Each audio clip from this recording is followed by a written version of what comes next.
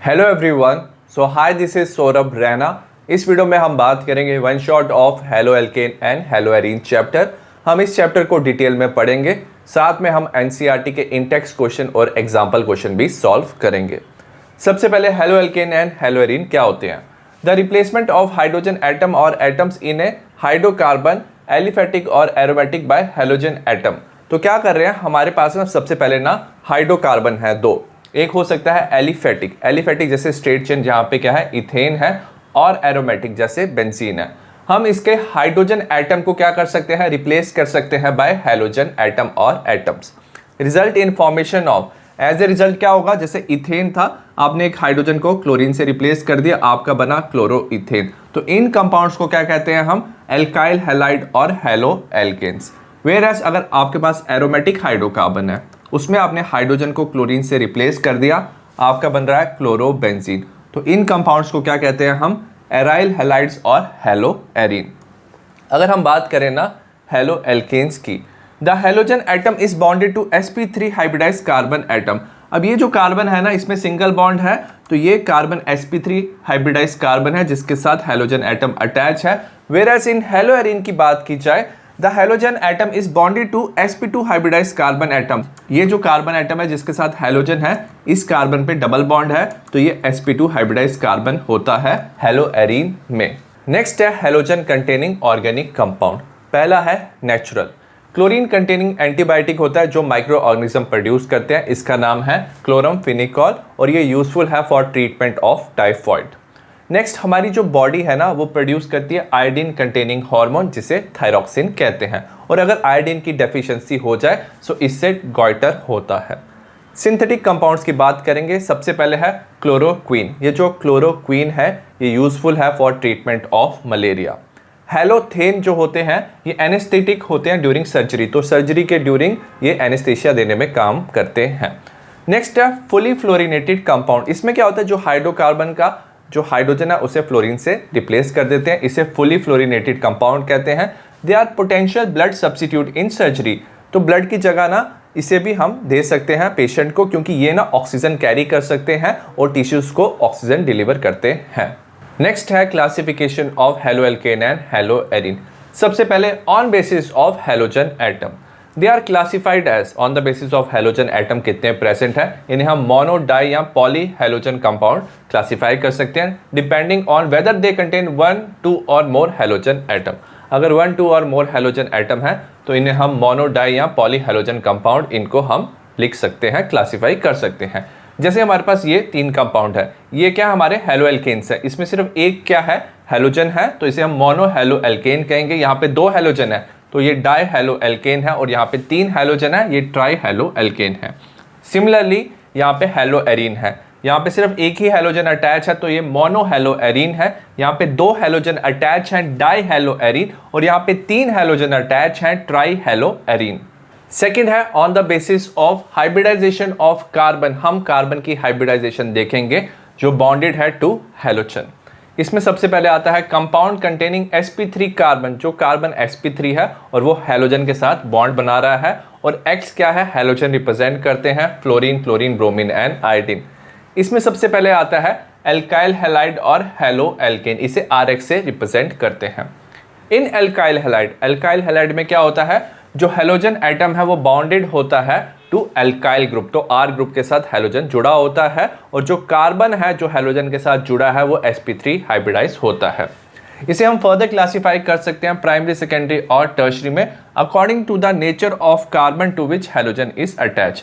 तो जो कार्बन है ना वो प्राइमरी, सेकेंडरी और टर्शरी हो सकता है, तो on the basis of this हम प्राइमरी, सेकेंडरी और टर्शरी एल्काइल हैलाइड भी क्लासिफाई कर सकते हैं। जैसे हमारे पास ये कंपाउंड है, इसमें अगर आप ये कार्बन देखोगे जो हेलोजन के साथ जुड़ा है, ये sp3 है, इसमें 4 सिंगल बॉन्ड प्रेजेंट है, sp3 हाइब्रिडाइज है। इस कार्बन के साथ सिर्फ अगर एक ही R ग्रुप अटैच है तो ये प्राइमरी होगा। सिमिलरली अगर आप इसमें देखोगे, ये जो कार्बन है ये sp3 है और इस कार्बन के साथ हेलोजन जुड़ा हुआ है, साथ में इसके साथ 2 R ग्रुप जुड़े हुए हैं, सो एज ए रिजल्ट ये सेकेंडरी एल्काइल हैलाइड होगा। अगर आप इस कार्बन को देखोगे, ये sp3 कार्बन है, ये हेलोजन के साथ जुड़ा है, और इस कार्बन के साथ 3 R ग्रुप जुड़े हुए हैं, तो ये टर्शरी एल्काइल हैलाइड होगा। बी है allylic halides. These are the compounds, ये कुछ ऐसे कंपाउंड्स होते हैं जिसमें halogen atom is bonded to allylic carbon. जो हेलोजन है ना वो बॉन्ड करता है एलाइलिक कार्बन से। अब एलाइलिक कार्बन क्या होते हैं? The sp3 hybridized carbon. तो ये एक sp3 हाइब्रिडाइज्ड कार्बन होते हैं next to carbon carbon double bond. इसे एग्जांपल से देखते हैं। जैसे ये जो कार्बन है ना sp3 हाइब्रिडाइज्ड है, इसके साथ क्लोरीन जुड़ा हुआ है हेलोजन। ऑन अदर साइड अगर आप देखोगे इस कार्बन के साथ ना डबल बॉन्डेड कार्बन जुड़ा हुआ है, तो इसे हम एलाइलिक हैलाइड कहेंगे और ये जो कार्बन होगा इसे एलाइलिक कार्बन कहेंगे। सिमिलरली सपोज हमारे पास साइक्लोहेक्सीन है, आपने यहाँ पे Br जोड़ दिया, तो ये जो कार्बन होगा sp3 हाइब्रिडाइज्ड है, उसका नेक्स्ट कार्बन पे डबल बॉन्ड है, तो ये जो कार्बन होता है इसे एलाइलिक कार्बन कहेंगे और इस कंपाउंड को एलाइलिक हैलाइड्स कहेंगे। सी है benzylic halides. These are the compound in which halogen atom is bonded to, इसमें भी हेलोजन एटम बॉन्डेड है sp3 hybridized carbon which is next to aromatic ring. Example से देखते हैं। जैसे ये कार्बन है, ये sp3 हाइब्रिडाइज्ड है, ये क्लोरीन के साथ जुड़ा हुआ है हेलोजन के साथ, और ये जो कार्बन है ना एरोमेटिक रिंग के साथ भी जुड़ा हुआ है, तो इस कार्बन को हम बेंजाइलिक कार्बन और इस कंपाउंड को बेंजाइलिक हैलाइड्स कह सकते हैं। तो ये प्राइमरी बेंजाइलिक हैलाइड है क्योंकि इस कार्बन के साथ एक ग्रुप जुड़ा हुआ है R। अगर आप इस कार्बन को देखोगे इसके साथ दो कार्बन वाले ग्रुप जुड़े हुए हैं, तो ये सेकेंडरी बेंजाइलिक हैलाइड होगा। अगर आप इस कार्बन को देखोगे एक तरफ हेलोजन जुड़ा हुआ है, 3 R ग्रुप जुड़े हुए हैं, तो ये टर्शरी बेंजाइलिक हैलाइड होगा। नेक्स्ट है compound containing sp2 carbon X bond. तो जो कार्बन है हेलोजन के साथ जुड़ा है वो sp2 हाइब्रिडाइज होना चाहिए। पहला है इसमें vinylic halide. These are the compounds in which the halogen atom is bonded to sp2 hybridised carbon. तो हेलोजन ना जिस कार्बन के साथ जुड़ा है वो sp2 हाइब्रिडाइज्ड है of carbon carbon double bond, और वो कार्बन पे ना डबल बॉन्ड होना चाहिए। मतलब ये जो है हमारा सपोज क्लोरीन, ये इस कार्बन के साथ जुड़ा है और इस कार्बन पे क्या है डबल बॉन्ड है, तो ये विनाइलिक हैलाइड होंगे और ये कार्बन sp2 हाइब्रिडाइज होगा। सिमिलरली आपके पास साइक्लोहेक्सीन है, आपने क्या किया Br को जोड़ा उस कार्बन पे जहां पे डबल बॉन्ड है, तो ये विनाइलिक हैलाइड हो जाएंगे, तो ये कार्बन sp2 हाइब्रिडाइज हो जाएगा। B है aryl halide. These are the compound in which halogen atom is bonded to sp2 hybridised carbon atom of aromatic ring. इसमें जो हेलोजन है ना वो अटैच है डायरेक्टली टू एरोमेटिक रिंग, तो एरोमेटिक रिंग का ये जो कार्बन होगा ये sp2 हाइब्रिडाइज होगा, तो इसके साथ क्या हेलोजन जुड़ा है, इसे एराइल हैलाइड कहते हैं या हेलो एरीन कहते हैं। नेक्स्ट है डाई हेलो एल्केन। ये ऐसे एल्केन होते हैं जिसमें 2 हेलोजन एटम जुड़े होते हैं। Di halo alkane having same type of halogen atom are classified as. अगर हमारे पास डाई हेलो एल्केन है और दोनों हेलोजन ना सेम है, तो उसे हम क्लासिफाई कर सकते हैं सबसे पहले जेमिनल हैलाइड्स में। जेमिनल हैलाइड्स होते हैं जिसमें halogen atom are present in same carbon atom. तो जो दोनों हेलोजन एटम हैं वो एक ही कार्बन के साथ जुड़े होते हैं। जैसे CH3CHCl2, तो यहाँ पे 2 Cl के एटम्स ना एक ही कार्बन पे जुड़े हैं, तो इसे हम जेमिनल हैलाइड कहते हैं।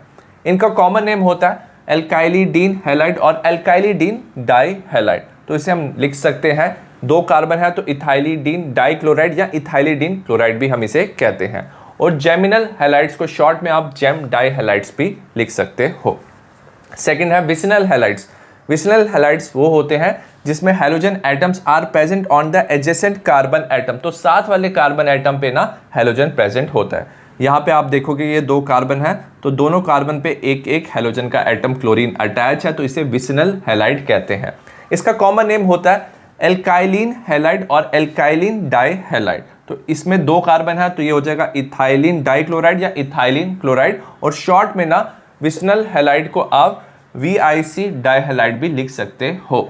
नेक्स्ट हम नॉमेनक्लेचर की बात करेंगे। नॉमेनक्लेचर के कुछ रूल है जिससे हम नंबरिंग करते हैं। ठीक है, सबसे पहला रूल है हम लॉन्गेस्ट चेन सिलेक्ट करते हैं जिसमें फंक्शनल ग्रुप प्रेजेंट होना चाहिए, और फंक्शनल ग्रुप को ना हम लीस्ट नंबर देते हैं। फंक्शनल ग्रुप में डबल या ट्रिपल बॉन्ड भी हम कंसीडर करते हैं।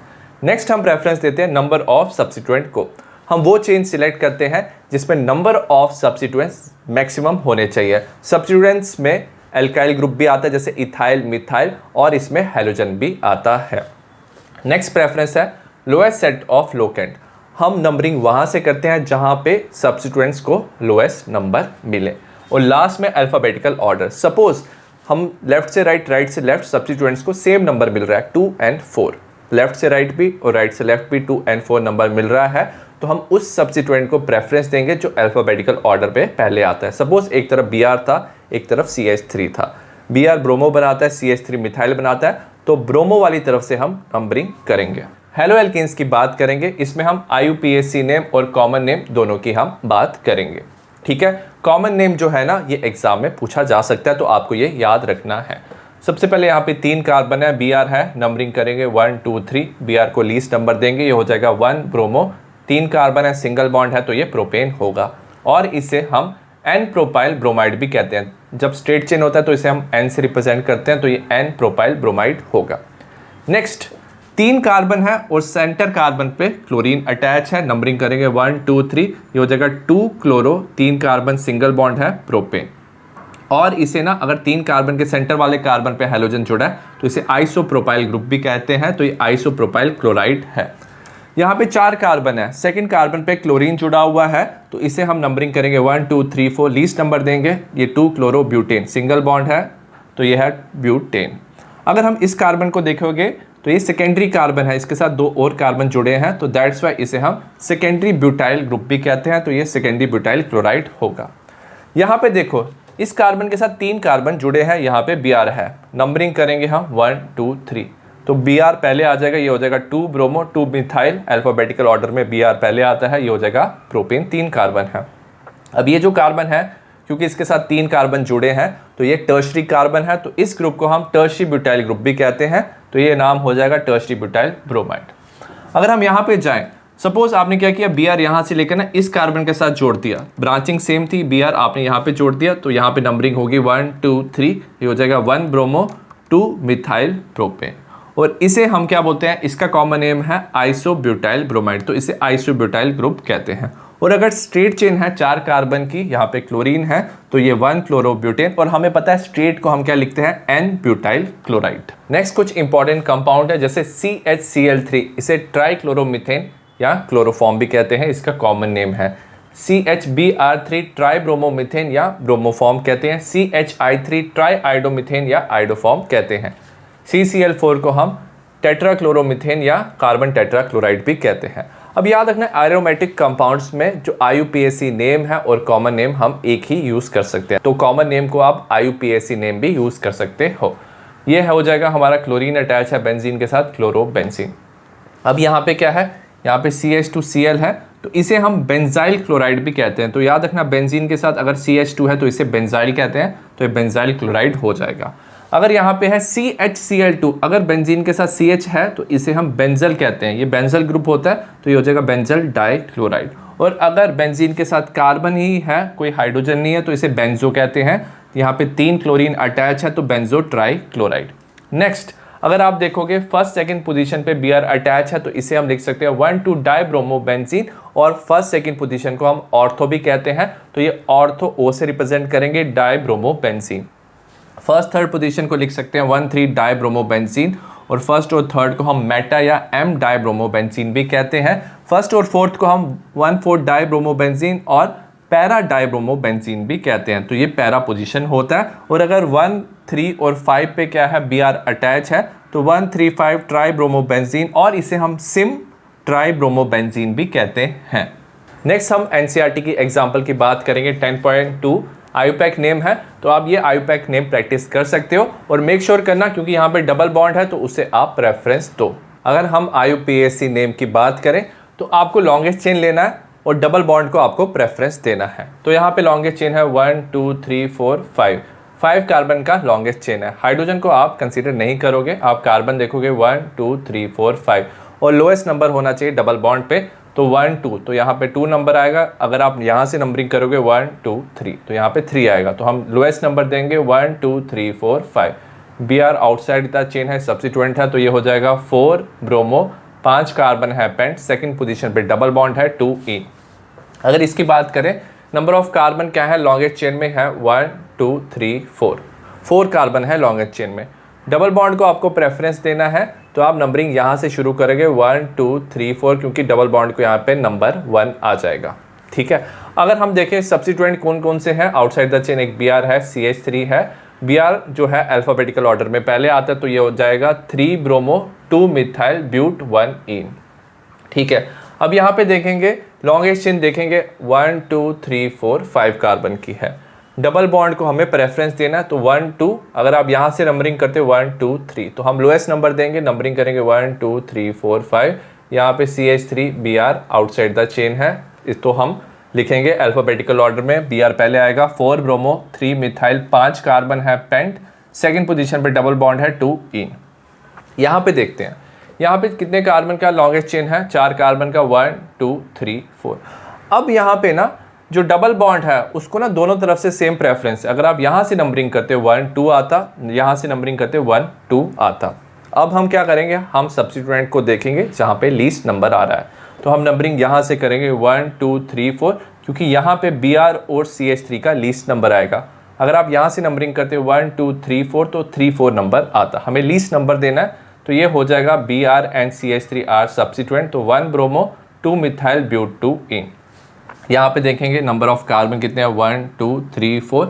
यहाँ पे भी दोनों तरफ से नंबरिंग सेम आ रहा है, यहाँ से नंबरिंग देंगे क्योंकि Br को प्रेफरेंस होगा क्योंकि ये सब्स्टिट्यूएंट है, तो ये हो जाएगा 1 ब्रोमो ब्यूट 2 इन। यहाँ पे देखेंगे लार्जेस्ट चेन कौन सा है 1 2 3, 3 कार्बन का लॉन्गेस्ट चेन है। और यहाँ पे अगर आप डबल बॉन्ड को देखोगे 1 2 3, यहाँ पे प्रेफरेंस हो जाएगा फर्स्ट पोजीशन, यहाँ से करोगे 1 2 3 तो सेकंड नंबर आएगा, तो हम नंबरिंग करेंगे 1 2 3। अब यहाँ पे Br एंड CH3 क्या है, हमारे सब्स्टिट्यूएंट है, 3 ब्रोमो हो जाएगा, 2 मिथाइल हो जाएगा क्योंकि Br को प्रेफरेंस होगा अल्फाबेटिकल ऑर्डर, 3 कार्बन है तो प्रोप इन और प्रोप 1 इन होगा। नेक्स्ट हम इंटेक्स 10.1 क्वेश्चन प्रैक्टिस करेंगे जो NCERT का है, write structure of the following compound. तो वीडियो पॉज करके आप ये स्ट्रक्चर ड्रॉ कर सकते हो। स्ट्रक्चर की हम बात करेंगे, सबसे पहले हमें दिया 2 क्लोरो 3 मिथाइल पेंटेन, हम पेंटेन बनाएंगे 5 कार्बन, सेकंड पोजीशन पे क्लोरीन है, थर्ड पोजीशन पे मिथाइल है, तो हमारा ये कंपाउंड बन जाएगा। नेक्स्ट 1 क्लोरो 4 इथाइल साइक्लोहेक्सेन, आप साइक्लोहेक्सेन ड्रॉ करो, फर्स्ट पोजीशन पे क्लोरीन और फोर्थ पोजीशन पे इथाइल, तो आपका ये कंपाउंड बन जाएगा। थर्ड है 4 टर्शरी ब्यूटाइल 3 आयोडोहेप्टेन, आपने हेप्टेन बना लिया, थर्ड पोजीशन पे आपने आयोडीन जोड़ दिया आयोडो ग्रुप, फोर्थ पोजीशन पे टर्शरी ब्यूटाइल। टर्शरी ब्यूटाइल क्या होता है, ये कार्बन के साथ 3 मिथाइल ग्रुप जुड़े हुए हैं तो ये टर्शरी ब्यूटाइल ग्रुप हम यहाँ पे जोड़ देंगे। फोर्थ है 1,4 डाई ब्रोमो ब्यूट 2 इन, आप ब्यूट 2 इन ड्रॉ करोगे, सेकंड पोजीशन पे आप डबल बॉन्ड दोगे, फर्स्ट और फोर्थ पोजीशन पे Br जोड़ दोगे, फर्स्ट 4 डाई ब्रोमो मतलब फर्स्ट और फोर्थ पे Br जोड़ दोगे। फिफ्थ है 1 bromo 4 secondary butyl 2 methyl benzene, पहले बेंजीन बना लेते हैं, फर्स्ट पोजीशन पे Br, सेकंड पोजीशन पे मिथाइल, फोर्थ पोजीशन पे secondary butyl. Secondary butyl group क्या होता है, 4 कार्बन है स्ट्रेट चेन में, अगर सेकंड कार्बन जुड़ा हुआ है तो ये सेकेंडरी ब्यूटाइल ग्रुप होता है। नेक्स्ट है nature of CX bond, carbon और हैलोजन के बॉन्ड का क्या नेचर है। अब ये जो हैलोजन एटम है ना, ये मोर इलेक्ट्रोनेगेटिव होता है देन कार्बन, कार्बन से ज्यादा इलेक्ट्रोनेगेटिव होता है। As a result bond of alkyl halide is polarize, polarize का मतलब क्या होता है, जो हैलोजन है वो ज्यादा इलेक्ट्रोनेगेटिव है, वो इलेक्ट्रॉन पेयर को अपनी तरफ खींच सकता है, तो डेल्टा नेगेटिव यहाँ पे आता है और कार्बन पे डेल्टा पॉजिटिव चार्ज आता है। Size of halogen atom increases as we move down the group, जैसे हम डाउन द ग्रुप जाते हैं फ्लोरीन से आयोडीन की तरफ, तो याद रखना साइज हैलोजन का इंक्रीज होता है और जो कार्बन हैलोजन बॉन्ड लेंथ है वो भी इंक्रीज होता है, तो साइज इंक्रीज होने से बॉन्ड लेंथ भी इंक्रीज होता है। तो बॉन्ड लेंथ की बात की जाए CH3F का शॉर्टेस्ट बॉन्ड होगा, देन CH3Cl, CH3Br और सबसे बड़ा बॉन्ड लेंथ होगा CH3I का। और अगर बॉन्ड एंथैल्पी की बात की जाए, ये इन्वर्सली प्रोपोर्शन होता है बॉन्ड लेंथ के, जितना शॉर्ट बॉन्ड है ना उतना ज़्यादा एनर्जी रिक्वायर्ड होता है to break the bond, so as a result CH3F का सबसे ज़्यादा बॉन्ड एंथैल्पी है, देन CH3Cl, CH3Br और सबसे कम बॉन्ड एंथैल्पी है CH3I की। अगर डाइपोल मोमेंट की बात की जाए, एक्सपेरिमेंटली हमने पता किया जो डाइपोल मोमेंट होता है वो CH3Cl का ज़्यादा है, then CH3F, CH3Br, CH3I।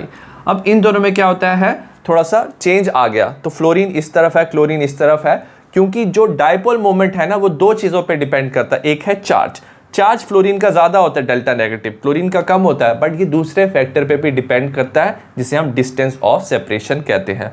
Chlorine का क्या होता है, थोड़ा ज़्यादा डिस्टेंस होता है, फ्लोरीन का डिस्टेंस कम होता है क्योंकि क्लोरीन का बॉन्ड लेंथ ज़्यादा होता है। So as a result overall ना CH3Cl का डाइपोल मोमेंट ज़्यादा होता है जब हमने एक्सपेरिमेंटली पता किया देन CH3F। नेक्स्ट है methods of preparation of halo alkene. सबसे पहला मेथड है फ्रॉम एल्कोहल। एल्कोहल को हम कन्वर्ट कर सकते हैं हेलो एल्केन में by substitution of OH। Alcohol में OH है, उसे हम सब्स्टिट्यूट करते हैं हेलोजन एटम से। इसमें सबसे पहले हम बात करेंगे bye reaction of halogen acid HX। तो एल्कोहल को हेलोजन एसिड HX के साथ हम रिएक्ट करेंगे तो ROH plus HX result in formation of RX plus H2O। तो हमारा यहाँ पे हेलो एल्केन बनता है। अगर हम इसमें बात करें, सबसे पहले हम प्रिपेयर करेंगे क्लोरो एल्केन RCl। तो इसमें हम हेलोजन एसिड यूज करेंगे HCl। तो chloro alkane is obtained by treating alcohol with, तो एल्कोहल को हम रिएक्ट करते हैं with HCl in presence of anhydrous zinc chloride. तो जो ये जिंक क्लोराइड है एनहाइड्रस, ये एज ए कैटलिस्ट काम कर रहा है। सपोज हमारे पास इथेनॉल है, हमने HCl के साथ रिएक्ट किया इन presence of catalyst anhydrous zinc chloride, हमारा बन जाएगा क्लोरो इथेन प्लस वाटर। अब ये जो एनहाइड्रस जिंक क्लोराइड है ना, ये एक्ट कर रहा है एज डिहाइड्रेटिंग एजेंट। तो ये डिहाइड्रेटिंग एजेंट है, तो रिएक्शन के प्रोडक्ट में ना ये वाटर को एब्जॉर्ब कर लेगा। और हमें पता है according to Le Chatelier principle, अगर किसी की कंसंट्रेशन ना डिक्रीज होती है तो वाटर की कंसंट्रेशन डिक्रीज हो जाएगी क्योंकि कैटलिस्ट ने इसे एब्जॉर्ब कर लिया। जो रिएक्शन है वो फॉरवर्ड डायरेक्शन में जाएगा, as a result concentration of chloroethane increase होगा। सेकेंड है preparation of bromo alkane RBr। It is obtain by heating alcohol with, तो एल्कोहल को हम हीट करते हैं KBr और NaBr विद H2SO4 कंसंट्रेटेड। जो HBr है वो जनरेट होता है in situ during the reaction, तो with in the reaction HBr generate होता है। याद रखना जो HBr है वो कोरोसिव एसिड होता है, उसके काफ़ी ज़्यादा फ्यूम्स बनते हैं तो उसे ना स्टोर करना डिफिकल्ट होता है। तो हम with in the reaction HBr को प्रिपेयर करते हैं तो उसे इन situ प्रेपरेशन कहते हैं।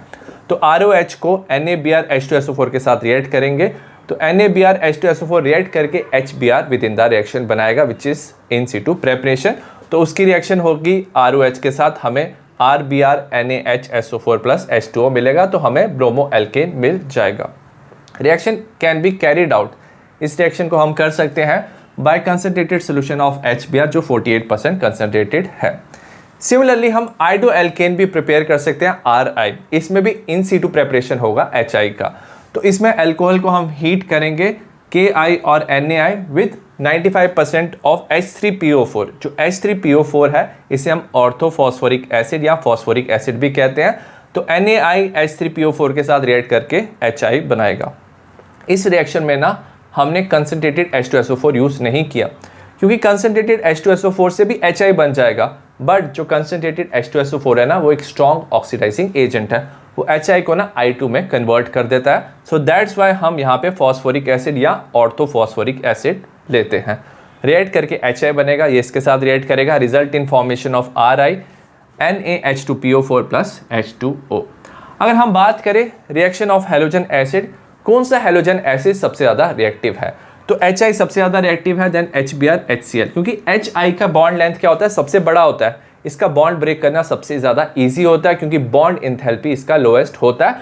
तो HI स्ट्रॉन्गेस्ट एसिड होता है तो इसकी रिएक्टिविटी सबसे ज़्यादा होगी।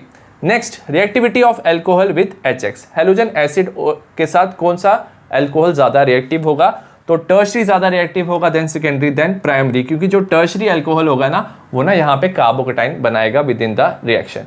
और हमें पता है जो टर्शरी कार्बोकेटाइन है वो सबसे ज़्यादा स्टेबल होता है, तो टर्शरी एल्कोहल सबसे ज़्यादा रिएक्टिव होगा, then secondary, then primary. B है reaction with phosphorus halides. Chloro alkane को हम प्रिपेयर करते हैं by reaction of alcohol with PCl3 और PCl5।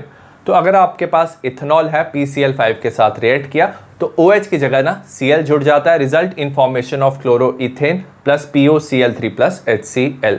सिमिलरली आपके पास इथेनॉल है, आपने रिएक्ट किया PCl3 के साथ तो इसमें भी क्या होगा, क्लोरोइथेन बन जाएगा, साथ में H3PO3 बनेगा विच इज फॉस्फोरस एसिड। हम ब्रोमो एंड आइडो एल्केन भी प्रिपेयर कर सकते हैं। हम ना रिएक्शन करेंगे alcohol with mixture of red phosphorus mixture में लेंगे एंड Br2 और I2। अगर आपने रेड फॉस्फोरस Br2 के साथ रिएक्ट किया तो बनेगा PBr3 और अगर आपने रेड फॉस्फोरस I2 के साथ रिएक्ट किया तो PI3 बनेगा विद इन द रिएक्शन। तो इन C2 हमारा ये बन जाएगा। हम इन C2 इसलिए बना रहे हैं क्योंकि ये काफ़ी ज़्यादा अनस्टेबल होते हैं and can not B store for longer period. तो विद इन द रिएक्शन हम PBr3 एंड PI3 प्रिपेयर करेंगे। तो हमने अल्कोहल लिया, रेड फॉस्फोरस Br2 के साथ रिएक्ट किया, तो रेड फॉस्फोरस Br2 के साथ PBr3 बनाएगा, ये अल्कोहल के साथ रिएक्ट करके बनाएगा RBr प्लस H3PO3, ये फॉस्फोरस एसिड है। Similarly ROH red phosphorus plus I2 तो हमारा PI3 बन जाएगा। जो PI3 है अल्कोहल के साथ रिएक्ट करके Ri प्लस H3PO3 बनाएगा जो है फॉस्फोरस एसिड। C है by reaction with thionyl chloride. अगर आपके पास इथेनॉल है CH3CH2OH, आप इसे थायोनाइल क्लोराइड SOCl2 के साथ रिएक्ट करते हो, it result in formation of chloroethane SO2 plus HCl। अब ये जो थायोनाइल क्लोराइड है इसे प्रेफर किया जाता है इन प्रेपरेशन ऑफ एल्काइल क्लोराइड। तो एल्काइल क्लोराइड बनाने के लिए SOCl2 यूज किया जाता है। ये इसलिए किया जाता है क्योंकि जो अदर दो प्रोडक्ट है ना, दे आर एस्केपेबल गैसेस। तो ये SO2 HCl है ना, ये गैसेस क्या हो जाती है, एस्केप हो जाती है, रिलीज हो जाती है। एज ए रिजल्ट हमें प्योर एल्काइल क्लोराइड मिलता है। तो हम इस मेथड को प्रेफर करते हैं। Next, why aryl halide can not be prepared by above method. Above method जो हमने सारे मेथड देखे उससे हमने एल्कोहल से ना एल्काइल हैलाइड प्रिपेयर किए, बट हम ना एराइल हैलाइड प्रिपेयर नहीं कर सकते फिनॉल से। ऐसा इसलिए है, the above method can not be applicable for conversion of phenol to aryl halide because जो कार्बन ऑक्सीजन बॉन्ड है phenol has partial double bond character due to resonance. अगर फिनॉल की बात की जाए, फिनॉल में अगर आपको इसे ना एराइल हैलाइड में कन्वर्ट करना है ना, तो आपको ये कार्बन और ऑक्सीजन का बॉन्ड ब्रेक करना है। बट फिनॉल में ना रेजोनेंस होता है, जो ऑक्सीजन पे लोन पेयर ऑफ इलेक्ट्रॉन्स हैं वो बेंजीन रिंग की तरफ मूव करते हैं। एज ए रिजल्ट कार्बन और ऑक्सीजन पे डबल बॉन्ड आ जाता है। ठीक है, तो इसमें क्या होता है, पार्शियल डबल बॉन्ड कैरेक्टर आ जाता है कार्बन ऑक्सीजन बॉन्ड में। तो ये जो बॉन्ड है वो स्ट्रॉन्गर हो जाता है and it becomes difficult to break. तो इस बॉन्ड को ब्रेक करना डिफिकल्ट है। एज ए रिजल्ट आप फिनॉल को एराइल हैलाइड में इजिली कन्वर्ट नहीं कर सकते। नेक्स्ट है preparation of haloalkane from hydrocarbon. पहला है इसमें रिएक्शन फ्री रेडिकल हेलोजिनेशन। इसमें हम फ्री रेडिकल क्लोरीनेशन और ब्रोमिनेशन ऑफ एल्केन करते हैं। तो एल्केन का जो हाइड्रोजन है उसे हम सब्स्टिट्यूट कर सकते हैं क्लोरीन और ब्रोमीन से। हमें ना कॉम्प्लेक्स मिक्सचर मिलता है isomeric mono and poly halo alkane. सबसे पहले हम मोनो हेलो एल्केन की बात करेंगे। जैसे यहाँ पे ब्यूटेन है, अगर आपने क्लोरीन लिया और आप ब्रोमीन भी ले सकते हो, यूवी लाइट और हीट आप करोगे, एज ए रिजल्ट क्या होगा, सबसे पहले ये जो हाइड्रोजन है ये क्लोरीन सब्स्टिट्यूट कर देगा, हमारा बन सकता है 1 क्लोरोब्यूटेन। यहाँ क्या हो सकता है, ये हाइड्रोजन भी क्लोरीन सब्स्टिट्यूट कर सकता है, तो हमारा 2 क्लोरोब्यूटेन बन सकता है। तो ये है हमारा मोनो हेलो एल्केन जिसमें एक हाइड्रोजन को एक क्लोरीन ने सब्स्टिट्यूट किया है। अब इसके 2 आइसोमर्स बन सकते हैं। सिमिलरली पॉली हेलो एल्केन भी बन सकते हैं क्योंकि एक से ज़्यादा सब्स्टिट्यूशन भी हो सकती है। सपोज 2 हाइड्रोजन को 2 क्लोरीन ने डिस्प्लेस कर दिया तो हमारे क्या बन सकते हैं, पॉली हेलो एल्केन भी बन सकते हैं। अब ये जो हमें ना मिक्सचर मिलता है आइसोमर्स का, it is difficult to separate as pure compound. तो आपको अगर एक कंपाउंड सेपरेट करना है ना तो आपके लिए काफ़ी डिफिकल्ट होगा क्योंकि इनका जो मेल्टिंग एंड बॉइलिंग पॉइंट है वो ऑलमोस्ट सिमिलर होता है। तो ये प्रेफर्ड मेथड नहीं है जिससे हम हेलो एल्केन बनाएं। नेक्स्ट है फ्रॉम एल्कीन। एल्कीन से भी हम क्या बना सकते हैं, हेलो एल्केन बना सकते हैं। सबसे पहले एडिशन ऑफ हाइड्रोजन हैलाइड जिसे हम हैलोजन एसिड भी कहते हैं। तो halo alkane can be prepared from alkenes by addition of halogen acid. इसमें हम HCl, HBr एंड HI ले सकते हैं। सबसे पहले हमारे पास इथीन है, हमने HBr लिया। याद रखना ये सिमेट्रिकल क्या है, एल्कीन है। तो क्या हो सकता है, हाइड्रोजन कहीं भी जुड़ सकता है, Br यहाँ पे जुड़ सकता है, result in formation of CH3CH2Br, तो हमारा बन जाएगा ब्रोमो इथेन। बट अगर हमारे पास ना अनसिमेट्रिकल एल्कीन है, the addition of halogen acid, तो सपोज हमारे पास प्रोपीन है, ये अनसिमेट्रिकल एल्कीन है, तो हम जो हैलोजन एसिड है उसे ऐड करेंगे according to Markovnikov rule. Markovnikov rule कहता है जो चीज़ हम ऐड करें उसका जो नेगेटिव पार्ट होता है, जैसे Br नेगेटिव, वो उस कार्बन के साथ जुड़ेगा which has less number of hydrogen in double bond. तो Br नेगेटिव ना इस कार्बन के साथ जुड़ेगा, इस कार्बन के साथ ये हाइड्रोजन जुड़ेगा, result in formation of 2 bromo propane. तो ये मार्कोवनिकॉफ हम एडिशन करेंगे। बट अगर हमें क्या दिया हुआ है, पेरोक्साइड दिया हुआ है रिएक्शन में, तब हम ना एंटी मार्कोवनिकॉफ रूल फॉलो करते हैं। तो एंटी मार्कोवनिकॉफ रूल के लिए हम सिर्फ HBr लेते हैं, वेरस नॉर्मल जब आप मार्कोवनिकॉफ रूल यूज करते हो तो आप कोई भी हैलोजन एसिड ले सकते हो। तो propene plus HBr in presence of benzoyl peroxide, जो एक पेरोक्साइड है, तो Br उस कार्बन पे जुड़ेगा which has more number of hydrogen, तो Br इस कार्बन के साथ जुड़ेगा, result in formation of 1 bromopropane. Next है एडिशन ऑफ हैलोजन। तो ना एल्कीन्स में हम क्या कर सकते हैं, हैलोजन भी ऐड कर सकते हैं, result in formation of halo alkane. तो हमने ये हमारे पास एल्कीन है विच इज इथीन, हमने Br2 ऐड किया इन प्रेजेंस ऑफ CCl4, इसका कलर होता है reddish brown. As a result हमारा क्या बनेगा, CH2 यहाँ पे Br, हमारा विसिनल डाइब्रोमाइड बनेगा क्योंकि साथ वाले कार्बन पे Br अटैच है। और अब क्या हो रहा है, ये जो रेडिश ब्राउन कलर है ना, ये डिस्चार्ज हो रहा है। जैसे आपने एक कलर डाला ना, ये सोल्यूशन कलरलेस हो रहा है क्योंकि हमारा ये कंपाउंड बन रहा है। तो discharge of reddish brown colour ये हमें शो करता है टेस्ट फॉर अनसैचुरेशन। तो अनसैचुरेटेड जो कंपाउंड्स हैं जैसे एल्कीन एंड एल्काइन, ये टेस्ट देते हैं। नेक्स्ट हम एग्जाम्पल 10.4 की बात करेंगे, write product of the following reaction. हमें कंपाउंड दिया, यहाँ पे डबल बॉन्ड है, HBr ऐड करेंगे तो हम मार्कोवनिकॉफ रूल फॉलो करेंगे। तो Br उस कार्बन पे जुड़ेगा which has less number of hydrogen, तो Br इस कार्बन पे जुड़ेगा और ये हाइड्रोजन यहाँ पे जुड़ेगा, result in formation of this product. Similarly हमें ब्यूट 1 इन दिया हुआ है, हमने HCl लिया, तो जो क्लोरीन है वो उस कार्बन पे जुड़ेगा which has less number of hydrogen, Markovnikov rule follow होगा, तो क्लोरीन यहाँ पे जुड़ेगा, हाइड्रोजन यहाँ पे जुड़ेगा, result in formation of 2 chlorobutane. Next हमें ये कंपाउंड दिया, HBr दिया हुआ है, पेरोक्साइड दिया हुआ है, तो पेरोक्साइड में हम एंटी मार्कोवनिकॉफ रूल फॉलो करेंगे। तो Br उस कार्बन पे जुड़ेगा which has more number of hydrogen, तो Br यहाँ पे जुड़ेगा, हाइड्रोजन यहाँ पे जुड़ेगा, result in formation of this product. Next है हैलोजन एक्सचेंज। अगर आपके पास एक एल्काइल हैलाइड है तो आप क्या कर सकते हो, उसके हैलोजन को दूसरे हैलोजन से आप एक्सचेंज कर सकते हो, तो उसे हैलोजन एक्सचेंज कहते हैं। सबसे पहला है फ्रिंकलस्टीन रिएक्शन। जो एल्काइल आयोडाइड है इसे हम प्रिपेयर कर सकते हैं by reaction of alkyl chloride, तो आप एल्काइल क्लोराइड या एल्काइल ब्रोमाइड को रिएक्ट कर सकते हो with NaI in dry acetone.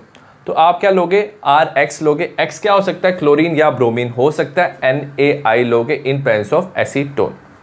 As a result क्या होगा, हैलोजन एक्सचेंज हो जाएगा, I जो है वो यहाँ पे चले जाएगा, result in formation of Ri plus NaX। अब ये जो NaX है ना, ये क्या बन सकता है, NaCl बन सकता है, और NaBr, अगर आपने RCl लिया होता तो NaCl बनता, और अगर आपने RBr लिया होता तो NaBr बनता। तो ये जो फॉर्म हुआ है it is precipitated in dry acetone. जो हमने एसीटोन लिया था ना, वो क्या करता है, NaX को ना प्रेसिपिटेट बना देता है। तो अगर इसकी प्रेसिपिटेशन हो जाएगी ना, तो हम क्या कर सकते हैं, इसको रिएक्शन से रिमूव कर देंगे, and according to Le Chatelier principle अगर आपने प्रोडक्ट को रिमूव किया, रिएक्शन फॉरवर्ड डायरेक्शन में जाएगा, एज ए रिजल्ट Ri की कंसंट्रेशन इंक्रीज होगी। So it facilitate the forward direction by Lee Chatelier principal. Second halogen exchange है स्वार्ट्स रिएक्शन। इसमें हम एल्काइल फ्लोराइड बना सकते हैं बाय हीटिंग एल्काइल क्लोराइड और ब्रोमाइड। तो हम इसमें भी एल्काइल क्लोराइड या ब्रोमाइड को हीट करते हैं in presence of metallic fluoride. तो मेटेलिक फ्लोराइड की प्रेजेंस पे हम हीट करते हैं, जैसे AgF, Hg2F2, COF2 और SbF3, result in formation of alkyl fluoride. तो जैसे हमारे पास है CH3Br AgF, so as a result क्या होगा, जो Br है उसकी जगह फ्लोरीन चला जाएगा, result in formation of CH3F plus AgBr, इसे हम स्वार्ट्स रिएक्शन कहते हैं। नेक्स्ट है प्रेपरेशन ऑफ हैलो एरीन्स। सबसे पहले फ्रॉम एरीन्स, तो हम एरोमेटिक कंपाउंड लेते हैं जैसे बेंजीन, उससे हम हैलो एरीन बना सकते हैं बाय इलेक्ट्रोफिलिक सब्स्टिट्यूशन। तो इस मेथड से हम एराइल क्लोराइड और ब्रोमाइड बना सकते हैं। हम क्या लेते हैं, क्लोरीन लेते हैं, ब्रोमीन लेते हैं in presence of Lewis acid and catalyst like iron और आयरन 3 क्लोराइड, इसको हम ना एरीन्स के साथ रिएक्ट करते हैं। सपोज हमारे पास बेंजीन है, क्लोरीन के साथ रिएक्ट किया इन प्रेजेंस ऑफ FeCl3 डार्क। अब याद रखना जो Cl2 है ना, ये पोलराइज हो जाता है, इसमें Cl नेगेटिव ना FeCl3 के पास जाता है, क्योंकि FeCl3 ना एक लुईस एसिड है, इलेक्ट्रॉन डेफिशिएंट है, क्योंकि इसके पास सिर्फ 3 बॉन्ड है। तो यहाँ पे Cl नेगेटिव चले जाता है, और जो Cl प्लस है वो इलेक्ट्रोफाइल होता है, बेंजीन रिंग पे अटैक करता है, result in formation of chlorobenzene plus HCl बनता है। अब ये जो रिएक्शन है ना, ये टॉलिन भी शो करता है। टॉलिन में क्या होता है, CH3 ग्रुप होता है जो ऑर्थो पैरा डायरेक्टिंग होता है, ये ना इलेक्ट्रॉन डेंसिटी इंक्रीज करता है ऑर्थो पैरा पोजीशन में। तो हम क्या लेते हैं Cl2 FeCl3 डार्क, तो Cl नेगेटिव इसके पास चला जाएगा, जो Cl प्लस है वो अटैक करेगा ऑर्थो एंड पैरा पोजीशन में, रिजल्ट इन फॉर्मेशन ऑफ 2 क्लोरोटोलिन। तो सेकंड पोजीशन पे जुड़ सकते हैं या फोर्थ पोजीशन पे, इसे ऑर्थो कहते हैं, इसे पैरा भी कहते हैं, 4 क्लोरोटोलिन। अब ये जो ऑर्थो और पैरा आइसोमर बने हैं इसे हम इजीली सेपरेट कर सकते हैं due to large difference in melting point. Fluoro compounds are not prepared by this method, तो इस मेथड से हम फ्लोरो कंपाउंड नहीं बनाते क्योंकि जो रिएक्टिविटी है फ्लोरीन की वो काफ़ी ज़्यादा हाई होती है। रिएक्शन विद आयोडीन, अगर आप आयोडीन के साथ रिएक्शन करो, सपोज बेंजीन है, आयोडीन के साथ रिएक्शन करो तो हमारा आयोडो बेंजीन प्लस HI बनता है और ये रिवर्सिबल रिएक्शन होती है। रिवर्सिबल रिएक्शन में ना प्रोडक्ट जो है वो कम बनता है। सो इसमें ना हमें रिक्वायरमेंट होती है ऑक्सीडाइजिंग एजेंट की, जैसे HNO3 HiO4। अब ये जो ऑक्सीडाइजिंग एजेंट होते हैं ना ये ऑक्सीडाइज कर देते हैं HI को I2 में। एज ए रिजल्ट HI का कंसंट्रेशन डिक्रीज होता है and according to Le Chatelier principle reaction forward direction में जाएगा और आयोडो बेंजीन की कंसंट्रेशन इंक्रीज होगी। सेकेंड रिएक्शन है फ्रॉम डाइजोनियम कंपाउंड, तो डाइजोनियम कंपाउंड से भी हम हेलोएरीन बना सकते हैं बाय सैंडमेयर रिएक्शन। सबसे पहले डाइजोनियम कंपाउंड बनाएंगे हम ना, प्राइमरी एरोमेटिक अमाइन यूज करेंगे जैसे एनिलीन, बेंजीन के साथ NH2, इसे रिएक्ट करेंगे नाइट्रस एसिड से। नाइट्रस एसिड कैसे बनेगा, NaNO2 और HCl की रिएक्शन से। और ये जो रिएक्शन है लो टेम्परेचर पे होता है 0 to 5 degree Celsius when diazonium salt is obtain, तो डाइजोनियम सॉल्ट ऑब्टेन होता है। लो टेम्परेचर इसलिए रखते हैं क्योंकि जो डाइजोनियम सॉल्ट है वो लो टेम्परेचर पे ही स्टेबल होता है। तो हम एनिलीन को NaNO2 HCl के साथ रिएक्ट करेंगे 0 to 5 डिग्री सेल्सियस और 273 to 278 केल्विन। तो NaNO2 HCl से नाइट्रस एसिड HNO2 बनेगा, ये रिएक्ट करके बनाएगा बेंजीन डाइजोनियम क्लोराइड, बेंजीन के साथ N2 प्लस Cl नेगेटिव, और इस रिएक्शन को हम डाईएजोटाइजेशन कहते हैं। बेंजीन डाइजोनियम क्लोराइड को अगर आप क्यूप्रेस हैलाइड के साथ विच इज Cu2X2, X हो सकता है क्लोरीन या ब्रोमीन, तो हमारा Cu2Cl2 हो सकता है क्यूप्रेस क्लोराइड या क्यूप्रेस ब्रोमाइड Cu2Br2। तो जब वो रिएक्ट करेंगे तो क्या होगा, ये जो डाइजोनियम ग्रुप है वो रिमूव हो जाएगा और यहाँ पे हैलोजन जुड़ जाएगा, एराइल हैलाइड प्लस नाइट्रोजन बन जाएगा। तो ये जो रिएक्शन है इसे ही सैंडमेयर रिएक्शन कहते हैं। रिप्लेसमेंट ऑफ डाइजोनियम ग्रुप, अगर आप चाहते हो कि यहाँ पे आयोडीन जुड़े तो replacement of diazonium group by iodine does not require presence of cuprous halide, तो उसमें क्यूप्रस हैलाइड की रिक्वायरमेंट नहीं है। It is done simply by shaking diazonium salt with Ki। तो अगर आप डाइजोनियम सॉल्ट को सिर्फ शेक करोगे Ki के साथ तो क्या होगा, Ki का जो I है यहाँ पे जुड़ जाएगा, हमारा आयोडो बेंजीन बन जाएगा और साथ में नाइट्रोजन गैस रिलीज होगा। नेक्स्ट है intext question 10.2, why is sulphuric acid not used during the reaction of alcohol with Ki। जब हम अल्कोहल को Ki के साथ रिएक्ट करते हैं तो हम सल्फ्यूरिक एसिड यूज नहीं करते, हम H3PO4 यूज करते हैं which is phosphoric acid. Phosphoric acid ना Ki के साथ रिएक्ट करके in situ with in the reaction HI बनाता है और HI अल्कोहल के साथ रिएक्ट करके अल्काइल आयोडाइड बनाता है। तो H2SO4 cannot be use along with Ki in the conversion of alcohol to alkyl iodide as it convert Ki to corresponding HI। अब सल्फ्यूरिक एसिड भी क्या करता है, Ki को HI में तो कन्वर्ट कर देता है, बट सल्फ्यूरिक एसिड एक ऑक्सीडाइजिंग एजेंट की तरह भी काम करता है, ये फर्दर HI को ऑक्सीडाइज कर देता है I2 में। सो एज ए रिजल्ट क्या होता है, जो अल्कोहल है वो अल्काइल आयोडाइड में कन्वर्ट नहीं होता क्योंकि HI I2 में कन्वर्ट हो गया। क्वेश्चन 10.3 है, write structure of different di halogen derivative of propane. तो प्रोपेन के हमें डाई हैलोजन डेरिवेटिव, 2 हैलोजन जुड़े हुए हैं तो हमें बाकी सारे स्ट्रक्चर्स बताने हैं। सबसे पहले अगर 3 कार्बन है तो उसमें क्या होगा, फर्स्ट कार्बन पे 2 हैलोजन जुड़े हुए हैं तो ये फर्स्ट डेरिवेटिव होगा, तो ये जेमिनल डाइहैलाइड है। इसमें फर्स्ट और सेकंड कार्बन पे हैलोजन जुड़ा हुआ है, ये विसिनल डाइहैलाइड है। इसमें सेंटर वाले कार्बन पे 2 हैलोजन जुड़े हुए हैं तो ये भी जेमिनल डाइहैलाइड है। और फोर्थ वाले में फर्स्ट और थर्ड कार्बन पे हैलोजन जुड़ा हुआ है तो ये भी डाइहैलोजन डेरिवेटिव प्रोपेन का है। क्वेश्चन 10.4 है, among the isomeric alkane of molecular formula. तो मॉलिक्यूलर फॉर्मूला दिया C5H12, इसके डिफरेंट ना आइसोमेरिक एल्केन बन सकते हैं। हमें आइडेंटिफाई करना है one that on photochemical chlorination, अगर हमने फोटोकेमिकल क्लोरिनेशन किया फर्स्ट सिंगल मोनोक्लोराइड वो बना रहा है तो हमें इनिशियल एल्केन बताना है। सिंगल मोनोक्लोराइड मतलब कि सिर्फ हमने एक हाइड्रोजन को एक क्लोरीन से सब्स्टिट्यूट किया है और हमें सिर्फ एक ही प्रोडक्ट मिलेगा। तो इनिशियल हमारा एल्केन क्या होना चाहिए, तो हमारा इनिशियल एल्केन ये होना चाहिए विच इज 2,2 डाइमिथाइल प्रोपेन। इसमें आप कोई भी एक हाइड्रोजन को ना क्लोरीन से सब्स्टिट्यूट करोगे ना, चाहे ये हो ये हो ये हो या ये हो, आपको प्रोडक्ट सिर्फ एक ही मिलेगा, तो आपका ये इनिशियल एल्केन होगा। सेकेंड वैल्यू में 3 आइसोमेरिक मोनोक्लोराइड, इसमें भी आप क्या करोगे, एक हाइड्रोजन को क्लोरीन से सब्स्टिट्यूट करोगे, बट इसमें आपको 3 आइसोमर्स मिल सकते हैं, जैसे हमारे पास एन पेंटेन है। आप क्या कर सकते हो, फर्स्ट वाले को कर सकते हो हाइड्रोजन को क्लोरीन से सब्स्टिट्यूट, तो आपका जो प्रोडक्ट बनेगा उसमें फर्स्ट कार्बन पे क्लोरीन होगा। या तो हमारा दूसरा प्रोडक्ट बन सकता है जिसमें सेकंड कार्बन पे क्लोरीन हो सकता है, या तो थर्ड कार्बन पे भी क्लोरीन हो सकता है। तो हमारे 3 आइसोमेरिक प्रोडक्ट बन सकते हैं, तो ये हमारा इनिशियल एल्केन होगा। थर्ड वाले में 4 आइसोमेरिक मोनोक्लोराइड, इसमें क्या होना चाहिए, मोनोक्लोराइड आपने एक हाइड्रोजन को क्लोरीन से सब्स्टिट्यूट किया, बट आपके 4 डिफरेंट टाइप ऑफ प्रोडक्ट बन सकते हैं। यहाँ पे ब्रांचिंग हो गई, ये है हमारा 2 मिथाइल ब्यूटेन। तो अगर आपने first hydrogen, second hydrogen, third या फोर्थ, आपने कोई भी एक हाइड्रोजन को क्लोरीन से सब्स्टिट्यूट किया, तो आपके 4 डिफरेंट प्रोडक्ट बन सकते हैं। First, second, third, fourth position पे क्लोरीन वाले 4 प्रोडक्ट बन सकते हैं, तो ये हमारा इनिशियल एल्केन होगा। नेक्स्ट है question 10.5, draw the structure of major monohalo product in each of the following reaction. हमें ना प्रोडक्ट बताना है और हमें मेजर प्रोडक्ट बनाना है, तो आप वीडियो पॉज करके ये क्वेश्चन प्रैक्टिस कर सकते हो। फर्स्ट क्वेश्चन की बात करेंगे, हमारे पास साइक्लोहेक्सेनॉल है, SOCl2 के साथ रिएक्ट करोगे तो हमें पता है जो OH है इसे क्लोरीन सब्स्टिट्यूट करेगा, result in formation of this product. Second reaction की बात करेंगे, हमारे पास बेंजीन है, यहाँ पे CH2CH3, यहाँ पे NO2 है, bromine, heat and UV light. Free radical इसमें क्या होगा, हैलोजिनेशन होगा। और याद रखना ये होता है एल्केन में, तो इस वाले कार्बन पे जहाँ पे sp3 हाइब्रिडाइजेशन है वहाँ पे ये होगा। और इसमें भी कौन से कार्बन के साथ Br जुड़ेगा, तो याद रखना सबसे पहले टर्शरी ज़्यादा स्टेबल होता है, सेकेंडरी एंड देन प्राइमरी, क्योंकि इन बिटवीन द रिएक्शन ना फ्री रेडिकल बनता है, और जो टर्शरी है वो सबसे ज़्यादा स्टेबल होता है, देन सेकेंडरी, देन प्राइमरी। तो यहाँ वाला फ्री रेडिकल जो होगा वो ज़्यादा स्टेबल होगा, यहाँ पे डॉट होगा तो Br यहाँ पे जुड़ेगा, तो हमारा ये कंपाउंड बन जाएगा।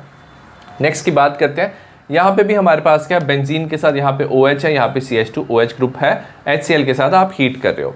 इसमें क्या होगा, इस वाला जो OH है ना वो क्लोरीन से क्या हो जाएगा, सब्स्टिट्यूट हो जाएगा, result in formation of CH2Cl। But ये वाला जो OH है बेंजीन के साथ है, तो ये जो OH है इसमें क्या होते हैं, लोन पेयर ऑफ इलेक्ट्रॉन्स होते हैं, ये रेजोनेंस कर सकते हैं, ये पार्शियल डबल बॉन्ड इसमें आ जाएगा, तो ये बॉन्ड ब्रेक नहीं होगा, वेरस ये वाला जो OH का बॉन्ड है ये ब्रेक हो जाएगा। नेक्स्ट अगर इसकी बात करेंगे, हमारे पास डबल बॉन्ड CH3HI है, तो इसमें हम फॉलो करते हैं मार्कोवनिकॉफ रूल, जिस कार्बन पे लेस नंबर ऑफ हाइड्रोजन है वहाँ पे I जुड़ेगा। तो I नेगेटिव ना इस कार्बन पे जुड़ेगा क्योंकि यहाँ पे कोई भी हाइड्रोजन नहीं है, और इस कार्बन पे एक हाइड्रोजन है, तो I यहाँ पे जुड़ेगा, ये हाइड्रोजन ऐसे जुड़ जाएगा, तो हम ये कंपाउंड बना सकते हैं। यहाँ पे I होगा, यहाँ पे CH3 होगा। नेक्स्ट हमें दिया है CH3CH2Br NaI, तो इसमें I जो है नेगेटिव वो Br को क्या करेगा, सब्स्टिट्यूट करेगा। यहाँ पे इन प्रेजेंस ऑफ एसीटोन होना चाहिए, Finkelstein reaction, result in formation of CH3CH2Br। Next हमें साइक्लोहेक्सीन दिया हुआ है, Br2 हीट UV लाइट, इसमें भी हमारा फ्री रेडिकल बनता है। अब याद रखना इसमें भी बीच में फ्री रेडिकल बनेगा, और जो स्टेबल फ्री रेडिकल होता है वो होता है एलाइलिक, मतलब यहाँ पे अगर डॉट होना तो वो क्या कर सकता है, रेजोनेंस कर सकता है। तो अगर यहाँ पे फ्री रेडिकल बन रहा है तो वो रेजोनेंस कर सकता है, तो Br यहाँ पे जुड़ जाएगा, result in formation of this product. Next है फिजिकल प्रॉपर्टीज, जो प्योर एल्केन होते हैं वो कलरलेस होते हैं, वेयर एज जो ब्रोमो एल्केन और आयोडो एल्केन है इनका कलर आ सकता है अगर इन्हें एक्सपोज किया जाए लाइट में और इसे स्टोर किया जाए फॉर लॉन्गर पीरियड। नेक्स्ट है melting and boiling point, methyl chloride, methyl bromide, ethyl chloride and some chlorofluoromethane जो है वो गैसेस होते हैं रूम टेम्परेचर पे। बट जो हायर मेंबर है जिसमें नंबर ऑफ कार्बन ज़्यादा हैं वो लिक्विड और सॉलिड भी होते हैं। जब हमने बॉइलिंग पॉइंट देखा तो RF का सबसे कम होता है, then RCl, RBr and RI का सबसे ज़्यादा बॉइलिंग पॉइंट है। ऐसा इसलिए है विद इंक्रीज इन साइज, तो हैलोजन का साइज क्या हो रहा है, इंक्रीज हो रहा है, mass of the halogen atom and the magnitude of van der Waal force of attraction increases.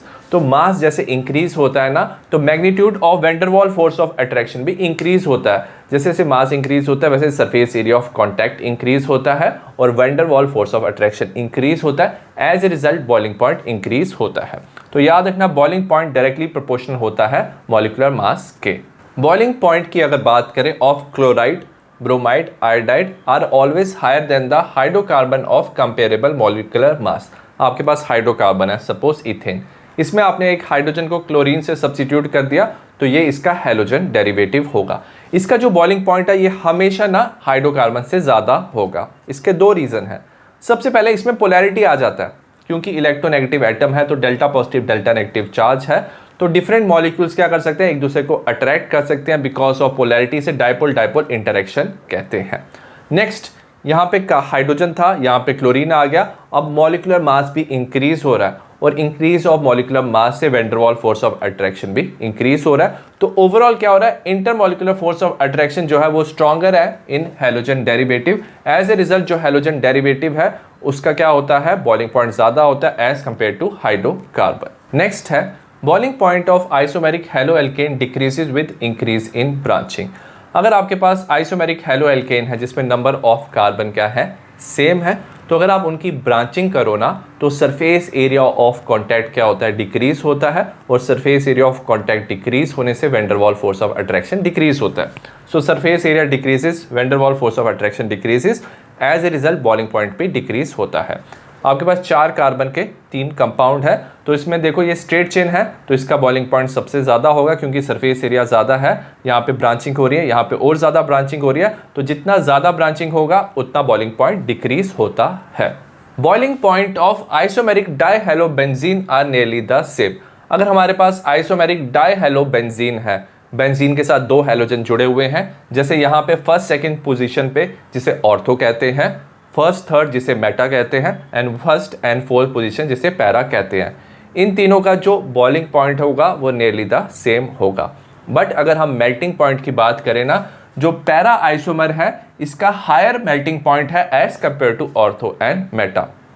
ऐसा इसलिए होता है, जो पैरा होता है ना ये ज़्यादा क्या होता है, सिमेट्रिकल होता है, तो ये इसमें सिमेट्री होता है, तो due to symmetry of para isomer that fit in crystal lattice. तो ये जो होते हैं ना सॉलिड्स, क्योंकि हम मेल्टिंग पॉइंट की बात कर रहे हैं, जो ये सॉलिड होते हैं ना ये ना अपने आप को एक 3 डायमेंशनल स्ट्रक्चर में अरेंज करते हैं जिसे क्रिस्टल लैटिस कहते हैं। तो अगर देखा जाए ना ये सिमेट्रिकल है, ये दोनों सिमेट्रिकल नहीं है, तो ये सिमेट्रिकल होने से ये बेटर फिट होता है 3 डायमेंशनल स्ट्रक्चर में और इसका मेल्टिंग पॉइंट हायर हो जाता है as compare to ortho and meta. Next हम डेंसिटी की बात करेंगे। Bromo, iodo and polychloro derivative of hydrocarbon are heavier than water. तो अगर आपने क्या किया है, हाइड्रोकार्बन के डेरिवेटिव है जिसमें आपने हाइड्रोजन को Br से रिप्लेस किया आयोडीन से, और आपने क्लोरीन से रिप्लेस किया, वो ना ज़्यादा उनकी डेंसिटी होती है एज कम्पेयर टू वाटर। और डेंसिटी इंक्रीज कैसे होती है, with increases in number of carbon. अगर कार्बन का चेन बढ़ता है तो डेंसिटी इंक्रीज होती है हैलोजन एटम। अगर आप हैलोजन एटम भी बढ़ाओगे तब भी डेंसिटी इंक्रीज होता है। Atomic mass of halogen atom मतलब फ्लोरीन से क्लोरीन, क्लोरीन से ब्रोमीन, ब्रोमीन से आयोडीन, अगर एटॉमिक मास भी आप बढ़ाते हो तो भी डेंसिटी इंक्रीज होता है। नेक्स्ट है solubility. Although polar in nature, जो एल्काइल हैलाइड है वो पोलर नेचर के होते हैं, बट स्टिल ना वो इनसॉल्युबल है वाटर में। नॉर्मली जो पोलर कंपाउंड होते हैं ना वो वाटर में सॉल्युबल होते हैं, बट एल्काइल हैलाइड इनसॉल्युबल है। ऐसा इसलिए होता है, the energy required to overcome the force of attraction between haloalkane molecule. अब ये जो हैलोएल्केन्स होते हैं ना आपस में इनमें क्या होता है, बॉन्ड होता है। यहाँ पे हैलोजन पे डेल्टा नेगेटिव, कार्बन पे डेल्टा पॉजिटिव, तो दोनों के बीच में डाइपोल डाइपोल इंटरेक्शन होता है। इसको ब्रेक करने के लिए कुछ एनर्जी की रिक्वायरमेंट होता है। Similarly energy required to break hydrogen bond between water molecule, water molecule के बीच में भी हाइड्रोजन बॉन्ड होता है, यहाँ पे डेल्टा नेगेटिव डेल्टा पॉजिटिव, इसमें भी कुछ एनर्जी की रिक्वायरमेंट होती है। अब इन दोनों को ब्रेक करने के लिए जो एनर्जी की रिक्वायरमेंट है, it is more than the energy release when new attraction are set up between haloalkane and water molecule. अब क्या होगा, सपोज इसे इसमें डिसॉल्व करना है ना, तो न्यू अट्रैक्शन होगा, तो यहाँ पे हैलोजन और यहाँ पे हाइड्रोजन और वाटर के बीच में क्या होना चाहिए, इंटरेक्शन होना चाहिए। बट हो क्या रहा है, ये अगर बॉन्ड बन रहा है ना तो कम एनर्जी रिलीज हो रही है, मगर अगर आपको ये बॉन्ड्स ब्रेक करने हैं तो ज़्यादा एनर्जी की रिक्वायरमेंट है। एज ए रिजल्ट क्या होता है, ये सॉल्युबल नहीं होता क्योंकि इतनी ज़्यादा एनर्जी की रिक्वायरमेंट है और बॉन्ड बनने से वो एनर्जी फुलफिल नहीं हो पा रहा है। सो दैट्स वाई जो एल्काइल हैलाइड है वाटर में सॉल्युबल नहीं होते। वेयर एज जो एल्काइल हैलाइड है वो ऑर्गेनिक सॉल्वेंट में सॉल्युबल है, जैसे अल्कोहल, ईथर एंड बेंजीन। ऐसा इसलिए है क्योंकि जो न्यू अट्रैक्शन बन रहा है ना, इट हैज सेम स्ट्रेंथ, उसमें सेम एनर्जी की रिक्वायरमेंट है which required to separate haloalkane and solvent molecule. तो न्यू बॉन्ड जो बन रहा है ना ऑर्गेनिक कंपाउंड के साथ, उसमें जो एनर्जी रिलीज हो रही है वो सिमिलर है एनर्जी जिससे आप ये बॉन्ड ब्रेक कर सकते हो। सो दैट्स वाई जो एल्काइल हैलाइड है वो ऑर्गेनिक सॉल्वेंट में सॉल्युबल है। नेक्स्ट हम इंटेक्स क्वेश्चन 10.6 की बात करेंगे। Arrange each set of compound in increasing order of boiling point. तो हमें 2 सेट्स ऑफ कंपाउंड दिए हैं, हमें अरेंज करना है increasing order of boiling point. सबसे पहले वाले की बात करेंगे। हमें पता होना चाहिए जैसे आप मास इंक्रीज करो हैलोजन का और आप number of halogen atom increase करो तो बॉइलिंग पॉइंट भी इंक्रीज होता है। पहला दिया है ब्रोमोमीथेन, ब्रोमोफॉर्म, क्लोरोमीथेन एंड डाइब्रोमोमीथेन। तो क्लोरोमीथेन जो होगा इसका बॉइलिंग पॉइंट सबसे कम होगा, उससे ज़्यादा होगा ब्रोमोमीथेन, क्योंकि यहाँ पे Br है, यहाँ पे Cl है, Br का मास ज़्यादा होता है तो बॉइलिंग पॉइंट इंक्रीज होगा। नेक्स्ट होगा डाइब्रोमोमीथेन। यहाँ पे एक Br था, यहाँ पे 2 Br हैं, तो एज ए रिजल्ट क्या होता है, number of halogen atom increase होने से बॉइलिंग पॉइंट इंक्रीज होता है। और यहाँ पे जो ब्रोमोफॉर्म है CHBr3, नंबर ऑफ Br यहाँ पे इंक्रीज हो रहा है तो बॉइलिंग पॉइंट इसका मैक्सिमम होगा। नेक्स्ट हमें दिया 1 chloropropane, isopropyl chloride and 1 chlorobutane. अगर बात की जाए ना 1 क्लोरोब्यूटेन का सबसे ज़्यादा बॉइलिंग पॉइंट होगा क्योंकि नंबर ऑफ कार्बन इसमें सबसे ज़्यादा है, वेयर एज आइसोप्रोपाइल क्लोराइड और 1 क्लोरोप्रोपेन एक दूसरे के आइसोमर हैं।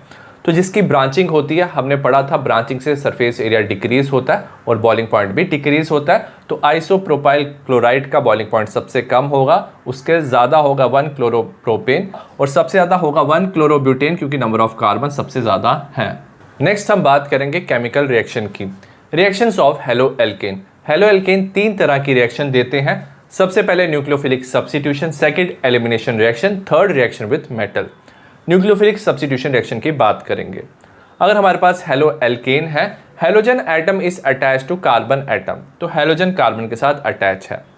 अब जो कार्बन होता है ना उसमें क्या होता है, डेल्टा पॉजिटिव चार्ज होता है, हेलोजन पे डेल्टा नेगेटिव चार्ज होता है क्योंकि उनमें पोलैरिटी आ जाती है। So due to presence of partial positive charge on the carbon atom में पार्शियल पॉजिटिव चार्ज होता है। Nucleophile can attack on electron deficient carbon. जो न्यूक्लियोफाइल होते हैं वो क्या होते हैं, इलेक्ट्रॉन रिच होते हैं, तो इलेक्ट्रॉन डेफिशिएंट कार्बन पे वो क्या कर सकते हैं, अटैक कर सकते हैं, resulting in the displacement of weak nucleophile. Weak nucleophile को डिस्प्लेस कर देंगे। अब इसमें वीक न्यूक्लियोफाइल क्या है, हैलाइड आयन। जो X नेगेटिव आयन है उसे डिस्प्लेस करके एक स्ट्रॉन्ग न्यूक्लियोफाइल उसकी जगह आ जाएगा, तो इसे हम न्यूक्लियोफिलिक सब्स्टिट्यूशन रिएक्शन कहते हैं। क्योंकि यहाँ पे हैलाइड आयन रिमूव हो रहा है तो इसे हम लीविंग ग्रुप भी कहते हैं। नेक्स्ट हमारे पास न्यूक्लियोफाइल है, ये कार्बन हैलोजन का बॉन्ड है, कार्बन पे डेल्टा पॉजिटिव चार्ज है, तो न्यूक्लियोफाइल कार्बन पे अटैक करेगा, एज ए रिजल्ट यहाँ पे हैलाइड आयन रिमूव कर देगा, तो कार्बन के साथ न्यूक्लियोफाइल जुड़ जाएगा, हैलाइड आयन रिमूव हो जाएगा, तो इसे हम न्यूक्लियोफिलिक सब्स्टिट्यूशन रिएक्शन कहते हैं। और ये जो हैलाइड आयन है ना, तो ये एक लीविंग ग्रुप होता है। Halide ion is substituted only if nucleophile is stronger than it. ये जो न्यूक्लियोफाइल है ना, हैलाइड आयन से स्ट्रॉन्गर होना चाहिए तभी न्यूक्लियोफिलिक सब्स्टिट्यूशन रिएक्शन होता है। Next, order of reactivity of alkyl halide. जो Ri है वो सबसे ज़्यादा रिएक्टिव है देन RBr, RCl, RF, क्योंकि Ri का जो बॉन्ड है ना सबसे ज़्यादा वीक होता है। एज ए रिजल्ट क्या होता है, ईजिली बॉन्ड ब्रेक हो जाता है और I नेगेटिव ईजिली क्या हो सकता है, सब्स्टिट्यूट हो सकता है। वेयरएज जो RF का बॉन्ड है काफ़ी ज़्यादा स्ट्रॉन्ग है, तो इसे नॉर्मल कंडीशन में ये न्यूक्लियोफिलिक सब्स्टिट्यूशन नहीं शो करता। एग्जाम्पल ऑफ न्यूक्लियोफिलिक सब्स्टिट्यूशन की बात करेंगे। हमारे पास एल्काइल हैलाइड है, आप एक्वस KOH ले सकते हो या NaOH ले सकते हो। तो याद रखना इसमें OH नेगेटिव ना एज ए न्यूक्लियोफाइल काम करता है, वो R पे अटैक करेगा, result in formation of ROH, आपका एल्कोहल बन जाएगा, साथ में KX रिलीज होगा, तो इससे आप एल्कोहल बना सकते हो। नेक्स्ट एल्काइल हैलाइड है, आपने लिया NaOR, इसे सोडियम एल्कोक्साइड भी कहते हैं, सोडियम एल्कोक्साइड। तो इसमें जो एल्कोक्साइड है ना RO नेगेटिव, ये एज ए न्यूक्लियोफाइल की तरह काम कर रहा है, तो ये जो ऑक्सीजन पे नेगेटिव चार्ज है ये R पे अटैक करेगा, result in formation of ROR, तो यहाँ पे ईथर बनेगा, साथ में NaX बनेगा। नेक्स्ट है RH प्लस KCN। KCN आयनिक होता है, तो ये सोल्यूशन में ना साइनाइड आयन देता है, साइनाइड आयन होता है Cn नेगेटिव, कार्बन पे नेगेटिव चार्ज होता है। एज ए रिजल्ट जो कार्बन है वो R पे अटैक करेगा क्योंकि R पे पॉजिटिव चार्ज था, result in formation of RCN plus KX बनता है, इसे एल्केन नाइट्राइल या एल्केन साइनाइड कहते हैं। नेक्स्ट RH के साथ हम रिएक्ट करेंगे AgCN को। अब ये ना कोवलेंट होता है, सोल्यूशन में डिसोसिएट नहीं होता, तो AgCN ही न्यूक्लियोफाइल की तरह काम करता है। नाइट्रोजन पे लोन पेयर ऑफ इलेक्ट्रॉन होते हैं, तो नाइट्रोजन पे जो लोन पेयर ऑफ इलेक्ट्रॉन है वो R पे अटैक करते हैं, उसके बाद Ag का बॉन्ड ब्रेक होता है, result in formation of RNC-AgX। इसे एल्केन आइसोनाइट्राइल या एल्केन आइसोसाइनाइड भी कहते हैं। Next RX plus NH3। अब NH3 ही इसमें न्यूक्लियोफाइल की तरह काम करता है। लोन पेयर ऑफ इलेक्ट्रॉन से R पे ये जुड़ जाता है। Result in formation of RNH2 plus HX, हमारा प्राइमरी अमाइन RNH2 बनता है। Next RX plus KNO2। Again KNO2 जो एक्वस सोल्यूशन है इसमें ये आयनिक होता है। हमारा ना न्यूक्लियोफाइल बनता है O double bond N single bond O negative. तो ऑक्सीजन पे नेगेटिव चार्ज आ गया क्योंकि ये आयनिक है सोल्यूशन में। तो ऑक्सीजन पे नेगेटिव ना R पे अटैक करेगा। Result in formation of RONO, हमारा एल्काइल नाइट्राइट बनता है। वेयर एज AgNO2 होता है ना, ये ना कोवलेंट होता है। सो AgNO2 ही न्यूक्लियोफाइल की तरह काम करेगा। इस पे जो नाइट्रोजन पे लोन पेयर ऑफ इलेक्ट्रॉन्स है ये R पे अटैक करेंगे। उसके बाद क्या होगा, Ag और N का बॉन्ड ब्रेक होगा। Result in formation of RNO2 plus AgX, इसे नाइट्रो एल्केन कहते हैं। नेक्स्ट है RX plus silver salt of carboxylic acid. ये जो silver salt of carboxylic acid है ये कार्बोक्सिलेट एनायन बनाता है RCOO नेगेटिव। ऑक्सीजन पे नेगेटिव चार्ज है तो वो R पे अटैक करेगा। Result in formation of RCOOR, तो हमारा एस्टर बन जाएगा। नेक्स्ट RX को रिएक्ट करेंगे लिथियम एल्यूमिनियम हाइड्राइड। तो ये हाइड्राइड आयन बनाता है H नेगेटिव। तो H नेगेटिव R पे अटैक करेगा। Result in formation of RH, हमारा एल्केन बन जाएगा। नेक्स्ट RX प्लस R और Li। R के साथ आप कोई भी मेटल ले सकते हो। मेटल पे पॉजिटिव चार्ज आएगा, R पे नेगेटिव चार्ज आएगा। तो R नेगेटिव इस R पे अटैक करेगा। Result in formation of RR plus LiX, ये एल्केन बना देगा।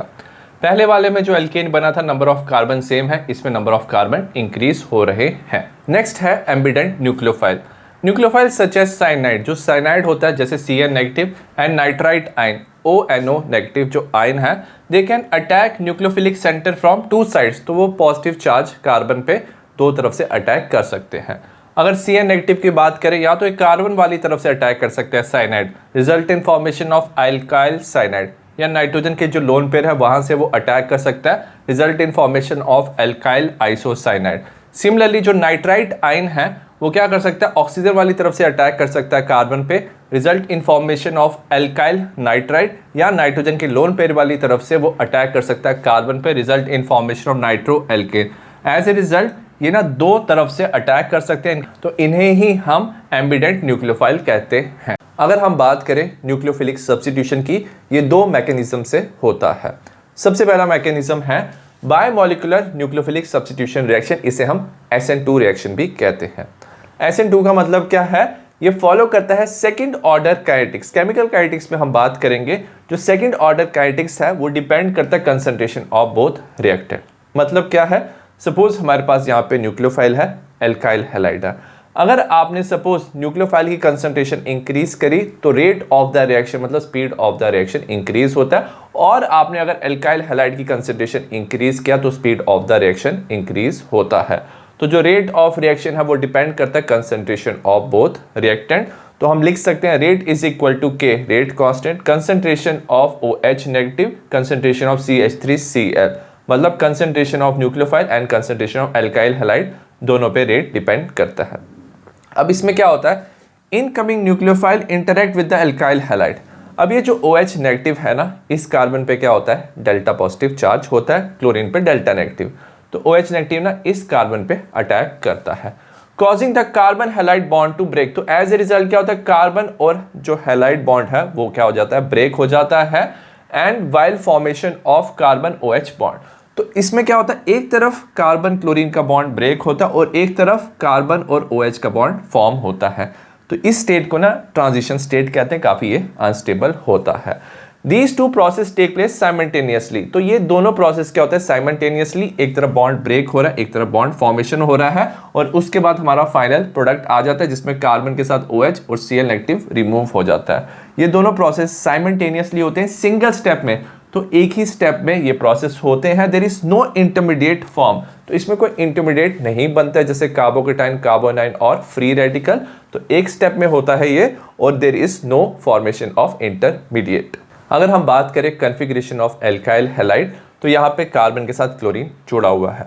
अब ये जो न्यूक्लियोफाइल है अपोजिट डायरेक्शन से अटैक करता है, क्योंकि अगर यहाँ से अटैक किया, क्लोरीन पे लोन पेयर ऑफ इलेक्ट्रॉन्स होते हैं तो OH नेगेटिव रिपेल हो जाता है, तो अपोजिट डायरेक्शन से ये अटैच करता है, तो अपोजिट डायरेक्शन से ये बॉन्ड बनाता है। तो क्लोरीन रिमूव हो जाएगा, OH का बॉन्ड आएगा यहाँ पे। तो अगर आप एल्काइल हैलाइड और अल्कोहल को देखो, इनकी जो कन्फिग्रेशन है वो क्या होगी, इन्वर्ट हो गई है। क्लोरीन का बॉन्ड यहाँ पे था, OH का बॉन्ड यहाँ पे है, तो इसे इन्वर्जन ऑफ कन्फिग्रेशन कहते हैं। ये SN2 मैकेनिज्म में होता है। अगर हम बात करें ट्रांजिशन स्टेट की, जो कार्बन है वो साइमल्टेनियसली बॉन्डेड है टू 5 एटम। कार्बन 5 एटम के साथ बॉन्ड बनाता है। काफ़ी अनस्टेबल ये स्ट्रक्चर होता है और इसे आइसोलेट हम नहीं कर सकते। नेक्स्ट हम ऑर्डर ऑफ रिएक्टिविटी की बात करेंगे। हमारे पास मिथाइल हैलाइड है, इथाइल हैलाइड है। ये कार्बन हैलोजन के साथ जुड़ा है, इस कार्बन के साथ CH3 ग्रुप जुड़ा हुआ है, सिर्फ एक ही कार्बन जुड़ा है, तो ये प्राइमरी होता है, ये इथाइल हैलाइड है। इस कार्बन के साथ 2 CH3 ग्रुप जुड़े हैं, ये आइसोप्रोपाइल और सेकेंडरी होता है। इस कार्बन के साथ 3 CH3 ग्रुप जुड़े हैं, ये टर्शरी ब्यूटाइल और टर्शरी हमारा क्या होता है, हैलाइड होता है। Presence of bulky substituent on और near the carbon atom have dramatic inhibiting effect. अब ये जो बल्की सब्स्टिट्यूएंट होते हैं ना, बल्कि CH3 ग्रुप होता है, इसका साइज बड़ा होता है और ये ना इलेक्ट्रॉन रिच होते हैं। तो अगर न्यूक्लियोफाइल आता है ना, तो ये CH3 ग्रुप उसे रिपेल करते हैं और जो रिएक्शन है उसे स्लो डाउन करते हैं। इसे हम बोलते हैं इनहिबिटिंग इफेक्ट। मिथाइल हैलाइड की बात की जाए ना, ये सबसे ज़्यादा फास्ट रिएक्शन शो करता है because of only 3 small hydrogen atom. इसके साथ सिर्फ 3 हाइड्रोजन एटम है, तो न्यूक्लियोफाइल इजीली क्या कर सकता है, कार्बन पे अटैक कर सकता है। बट बाकियों में क्या हो रहा है, CH3 ग्रुप क्या हो रहे हैं, जुड़ रहे हैं। तो अगर न्यूक्लियोफाइल अटैक करेगा, ये जो CH3 ग्रुप है ना, वो उसे रिपेल करते हैं। तो tertiary halide are the least reactive. Tertiary least reactive होगा because of bulky group. Bulky मतलब ये जो CH3 ग्रुप है, इसका साइज क्या होता है, बड़ा होता है। Hinder the approach of nucleophile, तो इसे हम बोलते हैं स्टेरिक हिंड्रेंस। तो काफी स्पेस लेते हैं और ये इलेक्ट्रॉन रिपेल करते हैं, तो न्यूक्लियोफाइल इस कार्बन पे अटैक नहीं कर पाता और रिएक्शन क्या होता है, स्लो डाउन हो जाता है। So as a result primary halide सबसे ज्यादा रिएक्टिव होते हैं, then secondary halide, then tertiary halide in SN2 mechanism. Next हम बात करेंगे सब्स्टिट्यूशन न्यूक्लियोफिलिक यूनिमोलिकुलर, इसे हम SN1 मैकेनिज्म भी कहते हैं। SN1 जो है mechanism carried out in polar protic solvent. तो जो सॉल्वेंट है वो पोलर होना चाहिए, इसमें polarity delta positive delta negative charge होना चाहिए। प्रोटिक मीन्स इसमें प्रोटॉन मतलब हाइड्रोजन इसमें प्रेजेंट होना चाहिए। वाटर, अल्कोहल और एसिटिक एसिड हम ले सकते हैं। ये फर्स्ट ऑर्डर काइनेटिक्स फॉलो करता है, मतलब जो रेट है वो डिपेंड करता है concentration of one of the reactant जो एल्काइल हैलाइड होता है। तो न्यूक्लियोफाइल की कंसंट्रेशन पे रेट डिपेंड नहीं करता। अगर आप एल्काइल हैलाइड की कंसंट्रेशन इंक्रीज करोगे तो रेट इंक्रीज होता है। न्यूक्लियोफाइल की कंसंट्रेशन चेंज करने से रेट में कोई चेंज नहीं आता। ये 2 स्टेप में रिएक्शन होता है और कार्बोकेटाइन इंटरमीडिएट बनता है। हमारे पास टर्शरी एल्काइल हैलाइड है 2 ब्रोमो 2 मिथाइल प्रोपेन। स्टेप 1 में क्या होता है, ये स्लो स्टेप होता है। हमने क्या लिया, पोलर प्रोटिक सॉल्वेंट में इसे लिया है, हमारा कार्बोकेटाइन बनेगा, साथ में जो Br नेगेटिव है वो क्या हो जाता है, रिमूव हो जाता है। अगर आप स्टेप नंबर 1 देखोगे, ये स्लो होता है और ये रिवर्सिबल स्टेप होता है। It involve the carbon Br bond breaking for which energy is obtain through the solvation of halide ion with proton of protic solvent. अब कार्बन और Br के बॉन्ड को ब्रेक करना है, तो इससे एनर्जी कहाँ से आएगा, जैसे बॉन्ड ब्रेक होता है ना, तो हमारा Br नेगेटिव बनता है। क्योंकि पोलर प्रोटिक सॉल्वेंट लिया था ना, जैसे सपोज हमने वाटर लिया, Br नेगेटिव को क्या करता है, वाटर का जो हाइड्रोजन है ना वो इसे क्या करता है, इसका प्रोटॉन इसे सराउंड कर देता है। हाइड्रोजन पर डेल्टा पॉजिटिव चार्ज होता है, तो वो उसको सराउंड करने से ना इसको ना स्टेबल करता है और एनर्जी रिलीज होती है, उसे हम बोलते हैं solvation energy. So it involves Br bond breaking for which energy is obtain through solvation of halide ion. जो हैलाइड आयन है उसे ना प्रोटॉन और प्रोटिक सॉल्वेंट क्या करता है, सराउंड करता है, एनर्जी रिलीज होती है, उसे सॉल्वेशन एनर्जी कहते हैं। और वो एनर्जी से क्या करता है, कार्बन Br का बॉन्ड ये ब्रेक कर सकता है। अब जो रेट ऑफ रिएक्शन है वो डिपेंड करता है स्लोएस्ट स्टेप। हम केमिकल काइनेटिक्स में पढ़ेंगे, जब रिएक्शन ना मल्टीपल स्टेप में होता है तो जो स्लोएस्ट स्टेप है वही हमें बताता है रेट ऑफ द रिएक्शन। तो स्लोएस्ट स्टेप में हमारे पास एल्काइल हैलाइड है, तो rate of reaction is equal to K rate constant concentration of alkyl halide. तो अगर आप एल्काइल हैलाइड की कंसंट्रेशन चेंज करोगे तो rate of the reaction change होता है, न्यूक्लियोफाइल की कंसंट्रेशन पे ये डिपेंड नहीं करता। सेकंड स्टेप की बात करेंगे, जो कार्बोकेटाइन है उस पे न्यूक्लियोफाइल अटैक करता है। यहाँ पे OH नेगेटिव कार्बोकेटाइन पे अटैक करेगा। फास्ट स्टेप होता है result in formation of product, हमारा टर्शरी ब्यूटाइल अल्कोहल बन जाएगा। Order of reactivity of alkyl halide की बात करेंगे तो टर्शरी ज्यादा रिएक्टिव है, देन सेकेंडरी, देन प्राइमरी। तो tertiary alkyl halide is most reactive because ये intermediate carbocation is most stable. अब ये जो टर्शरी कार्बोकेटाइन बनता है ना, टर्शरी एल्काइल हैलाइड जो बनाते हैं वो सबसे ज्यादा स्टेबल होता है, क्योंकि इसके पास सबसे ज़्यादा क्या होते हैं, CH3 ग्रुप और एल्काइल ग्रुप इसके साथ अटैच होते हैं, जो इलेक्ट्रॉन डोनेटिंग ग्रुप है, पॉजिटिव चार्ज को रिड्यूस करते हैं, तो स्टेबिलिटी इंक्रीज करते हैं। The more stable intermediate is formed at faster rate. जब याद रखना रिएक्शन ना स्लो होती है और इक्विलिब्रियम में होता है, तो अगर प्रोडक्ट ना ज़्यादा स्टेबल होना तो रिएक्शन ना फास्टर होता है, तो ज़्यादा स्टेबल कार्बोकेटाइन से रिएक्शन फास्टर होता है। अगर हम बात करें एलाइलिक और बेंजाइलिक हैलाइड, एलाइलिक और बेंजाइलिक हैलाइड ना दोनों क्या होते हैं, प्राइमरी हैलाइड होते हैं, बट स्टिल वो रिएक्टिविटी शो करते हैं टुवर्ड SN1 मैकेनिज्म। ठीक है, एलाइलिक में क्या होता है, ये जो कार्बन हैलोजन के साथ जुड़ा है, इस कार्बन के साथ जो कार्बन जुड़ा है उस पर डबल बॉन्ड है। बेंजाइलिक में कार्बन हैलोजन के साथ जुड़ा है, इस कार्बन के साथ बेंजीन रिंग जुड़ा है। अगर ये कार्बोकेटाइन बनाता है ना, तो ये क्या कर सकते हैं, रेजोनेंस शो करते हैं, जैसे CH2 double bond CH single bond CH2 positive, electron यहाँ पे मूव करेगा, हमारा ये बन जाएगा, तो इसमें क्या होता है, रेजोनेंस होता है। सिमिलरली बेंजाइलिक हैलाइड में अगर आपने हैलोजन रिमूव किया, यहाँ पे पॉजिटिव चार्ज आएगा, ये जो इलेक्ट्रॉन्स है यहाँ पे मूव करेंगे, तो इलेक्ट्रॉन्स बेंजीन रिंग के अंदर क्या करते हैं, मूव करते हैं। तो जो बेंजाइलिक और एलाइलिक हैलाइड है, दोनों जब कार्बोकेटाइन बनाते हैं तो वो स्टेबलाइज होता है रेजोनेंस से। एज ए रिजल्ट वो स्टेबल कार्बोकेटाइन बनाने की वजह से वो SN1 मैकेनिज्म फॉलो करते हैं। अगर हम बात करें बोथ मैकेनिज्म्स में, SN1 SN2 में, अगर R ग्रुप ना सेम है तो RI फास्टर रिएक्शन शो करता है देन RBr RCl RF, क्योंकि RI में ना बॉन्ड क्या होता है, वीक होता है, I का साइज बड़ा होता है तो बॉन्ड ब्रेक करना इसमें ईजी होता है, बट RF का बॉन्ड स्ट्रॉन्गर होता है। सो एज ए रिजल्ट हमेशा RI फास्टर रिएक्शन शो करेगा और जो RF है वो स्लोएस्ट रिएक्शन शो करेगा। नेक्स्ट है example 10.6। In the following pairs of halogen compound, हमें हेलोजन कंपाउंड के पेयर दिए हैं विच अंडरगो SN2 रिएक्शन फास्टर। हमें बताना है कौन SN2 रिएक्शन फास्टर देता है। सबसे पहले यहाँ पे साइक्लोहेक्सेन में CH2Cl है, यहाँ पे इसके साथ डायरेक्टली Cl जुड़ा हुआ है। अगर आप इस कार्बन को देखोगे जो क्लोरीन के साथ जुड़ा हुआ है, ये कार्बन सिर्फ एक ही कार्बन के साथ जुड़ा है, तो ये प्राइमरी हैलाइड है। वेरस अगर आप ये वाला कार्बन देखोगे ना जो क्लोरीन के साथ जुड़ा है, इसके साथ दो और कार्बन जुड़े हैं, तो ये सेकेंडरी है। और हमें पता है SN2 रिएक्शन में ना जो प्राइमरी होता है वो ज़्यादा रिएक्टिव होता है एज कम्पेयर टू सेकेंडरी, क्योंकि जो प्राइमरी है उसमें लेस स्टेरिक हिंड्रेंस है, न्यूक्लियोफाइल वहाँ पे ईजिली अटैक कर सकता है। तो हमारा ये जो कंपाउंड होगा ये प्राइमरी हैलाइड है, तो ये सबसे ज़्यादा रिएक्टिव होगा। नेक्स्ट हमें यहाँ पे दिया हुआ है, यहाँ पे कार्बन की चेन है, यहाँ पे आयोडीन है, यहाँ पे क्लोरीन है। तो जो आयोडीन वाला हमारा एल्काइल हैलाइड है ना, वो फास्टर रिएक्शन शो करेगा, क्योंकि जो आयोडीन है एक बेटर लिविंग ग्रुप है। बेटर लिविंग ग्रुप का मतलब कि इसका साइज लार्ज है, ये जो बॉन्ड है ना ये इजीली ब्रेक हो जाता है as compare to Cl। So that's why जो आयोडाइड आयन है वो इजीली रिमूव हो जाएगा। So it release at faster rate in presence of incoming nucleophile. जब इनकमिंग न्यूक्लियोफाइल कार्बन की तरफ आएगा तो ये जल्दी क्या हो जाएगा, रिमूव हो जाएगा एज कम्पेयर टू क्लोरीन, क्योंकि इसका बॉन्ड वीक होता है, तो इसे हम बेटर लिविंग ग्रुप कहते हैं। एग्जाम्पल 10.7 है, predict the order of reactivity of the following compound. हमें ऑर्डर ऑफ रिएक्टिविटी बताना है कंपाउंड्स का SN1 एंड SN2 रिएक्शन में। ठीक है, सबसे पहले दिया है 4 आइसोमेरिक ब्रोमोब्यूटेन। तो आइसोमेरिक ब्रोमोब्यूटेन हमारे ये 4 बन जाते हैं। अगर ऑर्डर की बात करें, जो SN1 है ना वो डिपेंड करता है स्टेबिलिटी ऑफ कार्बोकेटाइन। अगर कार्बोकेटाइन ज़्यादा स्टेबल है तो रिएक्शन फास्टर होता है, तो ये टर्शरी कार्बोकेटाइन है, सबसे ज़्यादा स्टेबल होगा, तो ये SN1 फास्टर शो करेगा। देन सेकेंडरी, ये सेकेंडरी है। ठीक है, नेक्स्ट अगर देखोगे ये दोनों क्या है, प्राइमरी है, बट यहाँ पे ना यहाँ पे CH3 ना इस कार्बन के पास है, तो ये इलेक्ट्रॉन डोनेटिंग ग्रुप इसके पास है। सो एज ए रिजल्ट ये जो कार्बोकेटाइन बनेगा ये ज़्यादा स्टेबल होगा, तो ये हमारा इंक्रीजिंग ऑर्डर ऑफ रिएक्टिविटी है SN1 रिएक्शन में। वेरा जो SN2 है ना उसमें सीक्वेंस ना रिवर्स हो जाता है।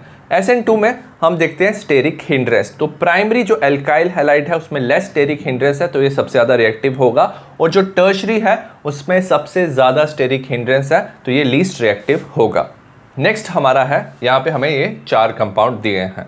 SN1 की बात करेंगे जो डिपेंड करता है स्टेबिलिटी ऑफ कार्बोकेटाइन, तो ये टर्शरी है, सबसे ज़्यादा ये स्टेबल होगा। नेक्स्ट हमें ना 2 सेकेंडरी दिए हुए हैं, यहाँ पे भी कार्बन 2 कार्बन वाले ग्रुप से जुड़ा है, यहाँ पे भी कार्बन 2 कार्बन वाले ग्रुप से जुड़ा है, बट यहाँ पे ये जो 2 ग्रुप है यहाँ पे बेंजीन है। बेंजीन याद रखना रेजोनेंस करते हैं, एज ए रिजल्ट ये ज़्यादा स्टेबल होगा एज कम्पेयर टू दिस। यहाँ पे एक बेंजीन है, एक CH3 ग्रुप है, तो ये ज़्यादा स्टेबल होगा। और लास्ट में क्या है, हमारे पास यहाँ पे प्राइमरी है, तो SN1 में ये सबसे ज़्यादा रिएक्टिव होगा और ये लीस्ट रिएक्टिव होगा क्योंकि ये प्राइमरी है और वो टर्शरी था। वेरास SN2 में हमें पता है स्टेरिक हिंड्रेंस होता है, तो प्राइमरी में लीस्ट स्टेरिक हिंड्रेंस होता है तो ये सबसे ज़्यादा रिएक्टिव होगा, और टर्शरी में सबसे ज़्यादा स्टेरिक हिंड्रेंस होता है तो ये लीस्ट रिएक्टिव होगा। सी है stereochemical aspects of nucleophilic substitution reaction. पहला है plane polarised light. Under normal condition जो लाइट वेव है वो ऑसिलेट करता है in infinite number of planes, तो सारे प्लेन्स में ना लाइट ऑसिलेट करता है। Plane polarised light is a light whose vibration take place only in one of the possible plane. तो जो प्लेन पोलराइज्ड लाइट है वो सिर्फ एक ही प्लेन में ऑसिलेट करता है। ऑर्डिनरी लाइट को ना हम कन्वर्ट कर सकते हैं प्लेन पोलराइज्ड लाइट में जब हम उसे पास करते हैं थ्रू निकोल प्रिज्म, तो निकोल प्रिज्म से आप प्लेन पोलराइज्ड लाइट बना सकते हो। सेकेंड है optical rotation and optically active substance. तो हम क्या करते हैं, जो प्लेन पोलराइज्ड लाइट है उसे पास करते हैं थ्रू द लिक्विड और dissolve form of certain substance. तो कुछ सब्सटेंस का लिक्विड या उसके डिसॉल्व फॉर्म से ना हम प्लेन पोलराइज्ड लाइट पास करते हैं। उसके बाद जो प्लेन पोलराइज्ड लाइट है उसका जो प्लेन ऑफ ऑसिलेशन है वो रोटेट हो सकता है टुवर्ड्स सम एंगल, लेफ्ट की तरफ रोटेट हो सकता है, राइट की तरफ हो सकता है ऑफ द ओरिजिनल ऑसिलेशन। और जो सब्सटेंस ना रोटेट कर सकता है प्लेन पोलराइज्ड लाइट को उन्हें हम ऑप्टिकली एक्टिव सब्सटेंस कहते हैं, और जो प्लेन पोलराइज्ड लाइट को रोटेट नहीं करती सब्सटेंस उसे ऑप्टिकली इनएक्टिव सब्सटेंस कहते हैं। अब जो सब्सटेंस है ना वो रोटेट करता है plane polarised light in the clockwise direction, clockwise direction में रोटेट करता है और टुवर्ड द राइट, उसे डेक्स्ट्रो रोटेटरी कहते हैं। उसे हम डी फॉर्म स्मॉल डी से और प्लस साइन से भी रिप्रेजेंट करते हैं before name of the compound. और कुछ जो सब्सटेंस है वो रोटेट करता है प्लेन पोलराइज्ड लाइट को एंटी क्लॉकवाइज डायरेक्शन, मतलब लेफ्ट की तरफ रोटेट करता है, उसे लीवो रोटेटरी सब्सटेंस कहते हैं। इसे स्मॉल एल और माइनस साइन से रिप्रेजेंट किया जाता है before name of the compound. The extent of optical rotation, जो एक्सटेंट है ऑप्टिकल रोटेशन का, कितना लाइट रोटेट किया, कितने एंगल पे रोटेट किया है, cause by the optical active substance is measured by, तो उसे मेजर किया जाता है बाय ए इंस्ट्रूमेंट, उस इंस्ट्रूमेंट को पोलैरिमीटर कहते हैं। नेक्स्ट है chirality centre. sp3 hybridized carbon attach with 4 different substituent. जो sp3 हाइब्रिडाइज्ड कार्बन है जो टेट्राहेड्रल होता है वो अगर अटैच करे 4 डिफरेंट सब्स्टिट्यूएंट मतलब एटम या ग्रुप से, तो उसे कायरल कार्बन, एसिमेट्रिक कार्बन और स्टीरियो सेंटर भी कहते हैं। और वो जो कायरल कार्बन है इसे एस्ट्रिक से रिप्रेजेंट किया जाता है। जैसे ये कार्बन है, एक तरफ मिथाइल, इथाइल, प्रोपाइल और हाइड्रोजन से जुड़ा है, जो 4 डिफरेंट ग्रुप और एटम से जुड़ा हुआ है, तो इसे हम कायरल कार्बन कहेंगे, तो इसे एस्ट्रिक से रिप्रेजेंट करेंगे। सिमिलरली हमारे पास ये कार्बन है, ये मिथाइल, इथाइल, Br और हाइड्रोजन से जुड़ा है, तो ये हमारा कायरल कार्बन होगा, एस्ट्रिक से रिप्रेजेंट करेंगे। अब एज ए रिजल्ट क्या होता है, जो रिजल्टेंट मॉलिक्यूल है उसमें सिमिट्री नहीं होता, इट लैक्स सिमिट्री, तो इसे हम एसिमेट्रिक मॉलिक्यूल भी कहते हैं। और जो एसिमेट्री होती है मॉलिक्यूल की वही रिस्पॉन्सिबल होता है optical activity in organic compound. तो जो ऑप्टिकली एक्टिव कंपाउंड होते हैं उनमें कायरल कार्बन प्रेजेंट होता है और ये एसिमेट्रिक होते हैं। नेक्स्ट है chiral molecule. A molecule which does not have a plane of symmetry, एक मॉलिक्यूल जिसमें प्लेन ऑफ सिमेट्री नहीं है उसे कायरल मॉलिक्यूल कहते हैं। It is non superimposable on its mirror image. हमें पता था जो एसिमेट्रिक मॉलिक्यूल है उसमें क्या होना चाहिए, कायरल कार्बन, 4 डिफरेंट ग्रुप और एटम से ये अटैच है। अगर आप इसकी मिरर इमेज बनाओ ना तो ये नॉन सुपर इम्पोजेबल है, मतलब अगर आप ये इमेज को इसके ऊपर रखोगे तो ये नॉन सुपर इम्पोजेबल होता है। तो जो मॉलिक्यूल है जिसमें कायरलिटी सेंटर होना चाहिए तो इसमें कायरलिटी सेंटर है and are non superimposable, और ये नॉन सुपर इम्पोजेबल है मिरर इमेज, तो इसे कायरल मॉलिक्यूल कहते हैं और ये ऑप्टिकली एक्टिव होते हैं। नेक्स्ट है enantiomer, stereo isomers with non superimposable mirror image. अब ये जो 2 मिरर इमेज बनी है तो ये 2 कंपाउंड हो सकते हैं, तो इन्हें हम स्टीरियो आइसोमर्स कहते हैं। They rotate the plane polarised light, क्योंकि दोनों ऑप्टिकली एक्टिव है, रोटेट करेंगे प्लेन पोलराइज्ड लाइट को through the same angle, same angle में रोटेट करेंगे इन अपोजिट डायरेक्शन। तो अगर एक लीवो रोटेट करेगा तो दूसरा डेक्स्ट्रो रोटेट करेगा टू सेम एंगल, और इन दोनों कंपाउंड्स को स्टीरियो आइसोमर और इनैंशियोमर कहते हैं। Thus, if one enantiomer is dextrorotatory, अगर एक enantiomer dextrorotatory है, जो another enantiomer होगा वो levorotatory होगा। जो enantiomer है ना, इनकी identical physical properties होती हैं, जैसे melting point, boiling point, solubility, refractive index, but वो सिर्फ डिफर करते हैं with respect to each other in rotation of plane polarized light। तो एक लाइट को रोटेट लेफ्ट डायरेक्शन में करेगा और एक राइट में करेगा, और बाकी जो फिजिकल प्रॉपर्टीज हैं वो सिमिलर हैं।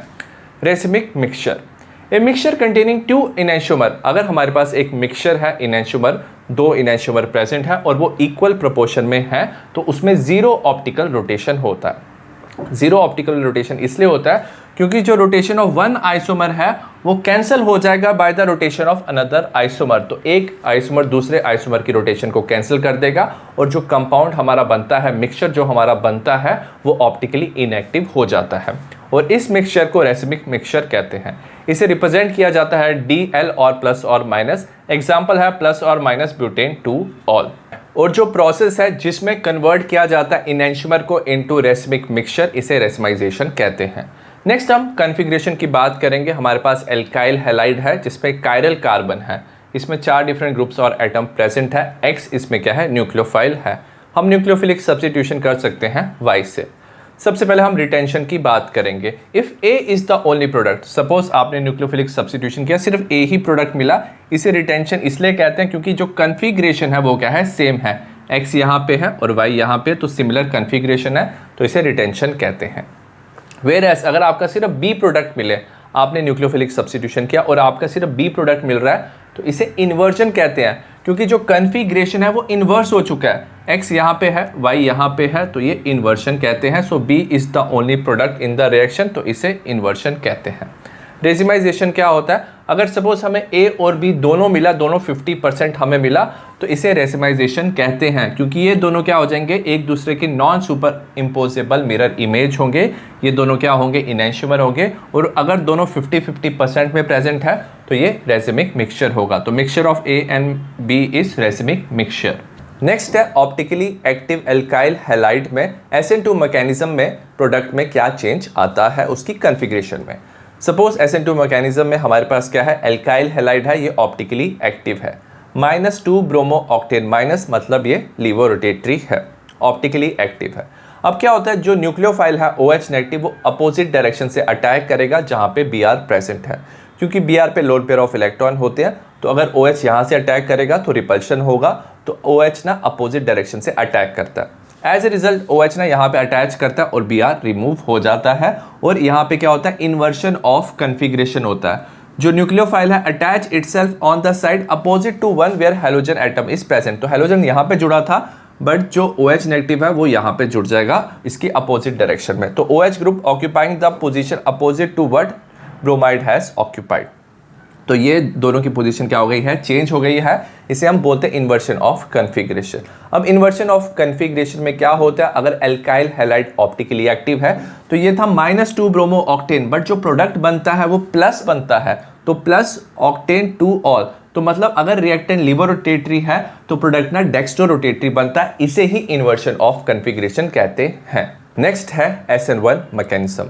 SN1 मैकेनिज्म में हमारे पास यहाँ पे 2 ब्रोमो ब्यूटेन है जो ऑप्टिकली एक्टिव है। ये 2 स्टेप में होता है। पहला जो स्टेप है वो स्लो स्टेप है, वो रिवर्सिबल स्टेप है। यहाँ पे क्या होता है, जो हैलाइड आयन है Br नेगेटिव रिमूव हो जाता है, result in formation of carbocation. तो carbocation form in the slow step being sp2 hybridize is planar. तो ये sp2 हाइब्रिडाइज है क्योंकि 3 सिग्मा बॉन्ड है और ये प्लेनर होता है। नेक्स्ट अटैक ऑफ न्यूक्लियोफाइल होता है फ्रॉम ईदर साइड। न्यूक्लियोफाइल जो है, जो OH नेगेटिव है, या तो वो यहाँ से अटैक कर सकता है या तो वो यहाँ से अटैक कर सकता है। अगर OH यहाँ से अटैक करेगा, result in formation of positive butane 2 all. तो ये क्या, डेक्स्ट्रो रोटेटरी ब्यूटेन 2 ऑल बनता है। और यहाँ पे अगर अटैक करे इस तरफ से तो OH यहाँ पे जुड़ जाता है, result in formation of minus butan 2 ol. Minus butan 2 ol levo rotatory होता है। तो जो प्रोडक्ट ऑब्टेन है हैव अपोजिट कॉन्फ़िगरेशन। तो ये जो दोनों है ये ऑप्टिकली एक्टिव है और दोनों की जो कॉन्फ़िगरेशन है वो क्या है, अपोजिट है। तो दोनों ना इनैंशियोमर बन जाते हैं। They are non superimposable mirror image. और अगर दोनों ना 50-50% कंसंट्रेशन में प्रेजेंट है तो ये रेसिमिक मिक्सचर बनाते हैं। Hydrolysis of 2 bromo butane result in plus और माइनस ब्यूटेन 2 ऑल। तो रेसिमिक मिक्सचर बन जाता है ब्यूटेन 2 ऑल का। तो SN1 मैकेनिज्म में अगर आपके पास ऑप्टिकली एक्टिव एल्काइल हैलाइड है तो इसमें रेसिमाइजेशन होता है। न्यूक्लियोफिलिक सब्स्टिट्यूशन के बाद सेकंड टाइप ऑफ रिएक्शन है एलिमिनेशन रिएक्शन। ये रिएक्शन भी हैलोएल्केन्स देते हैं। When haloalkane with beta hydrogen atom. ये बीटा हाइड्रोजन एटम क्या होता है, अगर हम बात करें कार्बन जो हैलोजन के साथ जुड़ा है वो अल्फा कार्बन होता है उसके साथ वाले कार्बन को हम बीटा कार्बन कहते हैं, और बीटा कार्बन पे जो हाइड्रोजन है उसे हम बीटा हाइड्रोजन कहते हैं। Are heated with alcoholic KOH। Alcoholic KOH ना एक बेस की तरह काम करता है, और जो बेस होता है वो प्रोटॉन एक्सेप्टर होता है। तो एल्कोहलिक KOH मतलब OH नेगेटिव की फॉर्म में ये होगा, ठीक है। They undergo dehydrohalogenation to form alkene. तो इसमें क्या होता है, जो बीटा हाइड्रोजन है ना वो OH नेगेटिव क्या करता है, अपनी तरफ खींचता है, उसे एक्सेप्ट कर लेता है। एज ए रिजल्ट जो इलेक्ट्रॉन पेयर है वो यहाँ पे शिफ्ट हो जाते हैं, कार्बन कार्बन पे डबल बॉन्ड आ जाता है, और यहाँ से जो हैलाइड आयन है, क्योंकि कार्बन कार्बन पे डबल बॉन्ड आने से यहाँ पे 5 बॉन्ड हो जाते हैं, तो यहाँ से हैलाइड आयन रिमूव हो जाता है, तो X लिविंग ग्रुप की तरह काम करता है। तो यहाँ पे एल्कीन बन गया, साथ में OH नेगेटिव ने हाइड्रोजन को लिया, वाटर बन गया, साथ में X नेगेटिव रिमूव होता है। इस रिएक्शन को तभी हम डीहाइड्रोहैलोजिनेशन कहते हैं, क्योंकि हाइड्रोजन और हैलोजन यहाँ पे रिमूव हुआ है। इस रिएक्शन को बीटा एलिमिनेशन भी कहते हैं, क्योंकि जो hydrogen atom beta position of halogen वो रिमूव हुआ है, तो बीटा पोजीशन से हाइड्रोजन को रिमूव किया गया, तो इसे बीटा एलिमिनेशन भी कहते हैं। जैसे एग्जांपल देखते हैं ब्रोमो इथेन, ये अल्फा कार्बन है, ये बीटा कार्बन है, तो एल्कोहलिक KOH की प्रेजेंस में यहाँ पे हाइड्रोजन रिमूव होगा, कौन सी पोजीशन से, बीटा से, और अल्फा पोजीशन से हैलोजन रिमूव होगा। Result in formation of ethene plus KBr plus H2O, तो इसे एलिमिनेशन रिएक्शन कहते हैं। If there is formation of more than one alkene, एक से ज़्यादा भी एल्कीन बन सकता है due to presence of more than one beta hydrogen atom. अगर एक से ज़्यादा बीटा हाइड्रोजन एटम है तो एक से ज़्यादा एल्कीन भी बन सकता है। जैसे हमारे पास एग्जांपल है 2-ब्रोमोपेंटेन, ये हमारा अल्फा कार्बन है, ये 2 बीटा कार्बन है, तो बीटा हाइड्रोजन यहाँ पे भी हो सकता है, यहाँ से भी रिमूव हो सकता है, और यहाँ से भी बीटा हाइड्रोजन रिमूव हो सकता है। तो कौन सा एल्कीन मेजर प्रोडक्ट बनेगा जिसकी कंसंट्रेशन ज़्यादा होगी, उसके लिए हम यूज़ करेंगे सेड्स-एफ रूल। ये बताता है in dehydrohalogenation reaction the preferred product is that alkene. Preferred product वो एल्कीन होगा which has the greater number of alkyl group, जिसमें greater number of alkyl group है attach to doubly bonded carbon atom. तो double bonded carbon के साथ जिसके पास ज़्यादा alkyl group attach है वो ज़्यादा स्टेबल बनेगा और उसका ज़्यादा प्रोडक्ट बनेगा। तो इसमें आपने सपोज इस वाले बीटा हाइड्रोजन को रिमूव किया, यहाँ से Br रिमूव किया, तो यहाँ पे डबल बॉन्ड बन जाएगा, रिजल्ट इन फॉर्मेशन ऑफ पेंट-2-इन। और अगर आपने यहाँ वाले बीटा हाइड्रोजन को रिमूव किया, यहाँ से Br रिमूव हो जाएगा, डीहाइड्रोहैलोजिनेशन, यहाँ पे पेंट-1-इन बन जाएगा। अब जो पेंट-2-इन है ना वो ज़्यादा क्वांटिटी में बनेगा 81%, पेंट-1-इन 19%। ऐसा इसलिए हो रहा है, यहाँ पे डबल बॉन्डेड कार्बन है, इसके साथ एक एल्काइल ग्रुप ये जुड़ा हुआ है, एक एल्काइल ग्रुप यहाँ जुड़ा है, तो 2 एल्काइल ग्रुप जुड़े हुए हैं। अगर आप यहाँ पे डबल बॉन्डेड कार्बन एटम को देख रहे हो तो इसके साथ सिर्फ एक एल्काइल ग्रुप जुड़ा है। तो जहाँ पे ज़्यादा एल्काइल ग्रुप जुड़े होते हैं वो ज़्यादा स्टेबल होता है और वो मेजर क्वांटिटी में बनता है, तो यहाँ पे पेंट-2-इन मेजर क्वांटिटी में बनेगा। थर्ड है reaction with metal. Most organic chloride, bromide और आयोडाइड ना रिएक्ट कर सकते हैं सर्टेन मेटल के साथ, और वो कुछ ऐसे कंपाउंड बनाते हैं जिसमें कार्बन और मेटल का बॉन्ड होता है, और उन कंपाउंड्स को हम ऑर्गेनोमेटेलिक कंपाउंड कहते हैं, क्योंकि इसमें एक ऑर्गेनिक कंपोनेंट होता है, कार्बन और मेटल का बॉन्ड होता है, तो इसे ऑर्गेनोमेटेलिक कंपाउंड कहते हैं। And one of the most important organometallic compound है ग्रिग्नॉर्ड रिएक्शन। ये बहुत सारी रिएक्शन में यूज होता है। RMgX भी होता है, alkyl magnesium halide. This reagent is obtain, इस रिएजेंट को ऑब्टेन किया जाता है by the action of halo alkane. Halo alkene को रिएक्ट करते हैं मैग्नीशियम मेटल के साथ इन ड्राई ईथर। जैसे हमारे पास इथाइल ब्रोमाइड है, मैग्नीशियम के साथ रिएक्ट किया ड्राई ईथर में, तो हमारा बन जाता है CH3CH2MgBr, तो Mg बीच में चले जाता है, तो ये हमारा ग्रिग्नॉर्ड रिएजेंट बन जाता है। इसमें अगर आप देखो कार्बन और मैग्नीशियम का बॉन्ड होता है, तो इसे ऑर्गेनोमेटेलिक कंपाउंड कहते हैं। In Grignard reagent the carbon magnesium bond is covalent highly polar. अब ये जो कार्बन और मैग्नीशियम का बॉन्ड है काफ़ी ज़्यादा क्या होता है, पोलर होता है। होता तो कोवेलेंट है, शेयरिंग ऑफ इलेक्ट्रॉन्स होता है, बट जो मैग्नीशियम है वो इलेक्ट्रो पॉजिटिव होता है और कार्बन क्या हो जाता है यहाँ पे इलेक्ट्रो नेगेटिव। तो इलेक्ट्रॉन पेयर को कार्बन अपनी तरफ खींचता है, तो यहाँ पे delta positive delta negative charge हो जाता है। वेरास जो मैग्नीशियम हैलाइड का बॉन्ड है वो क्या हो जाता है, आयनिक होता है, तो यहाँ पे पॉजिटिव चार्ज होता है डेल्टा पॉजिटिव, और यहाँ पे डेल्टा नेगेटिव चार्ज होता है। Grignard reagent are highly reactive. Grignard reagent में जो R है उस पर डेल्टा नेगेटिव चार्ज होता है, काफ़ी ज़्यादा वो रिएक्टिव होता है। React with any source of proton, तो कहीं से भी प्रोटॉन मिले, H+ मिले तो वो उसके साथ रिएक्ट करके हाइड्रोकार्बन बनाता है। अगर हमारे पास वाटर एल्कोहल अमाइन है तो ये पोलर होता है, तो हाइड्रोजन पे डेल्टा पॉजिटिव चार्ज होता है, तो वो जो ग्रिग्नॉर्ड रिएजेंट है वो कन्वर्ट हो जाता है हाइड्रोकार्बन में। तो हमारे पास RMgX है, R पे डेल्टा नेगेटिव चार्ज है। वाटर पोलर होता है, हाइड्रोजन पे डेल्टा पॉजिटिव चार्ज होता है, तो R नेगेटिव क्या करता है, यहाँ से हाइड्रोजन को एक्सट्रैक्ट कर सकता है, result in formation of RH, हमारा हाइड्रोकार्बन बन जाता है, साथ में MgOH बन जाता है। अगर even traces of moisture is present, अगर ट्रेसिस ऑफ मॉइस्चर थोड़ा सा वाटर भी प्रेजेंट है तो वो भी ग्रिग्नॉर्ड रिएजेंट के साथ रिएक्ट कर सकता है, तो even traces of moisture is avoided from Grignard reagent, तो that's why Grignard reagent dry ether में बनाया जाता है।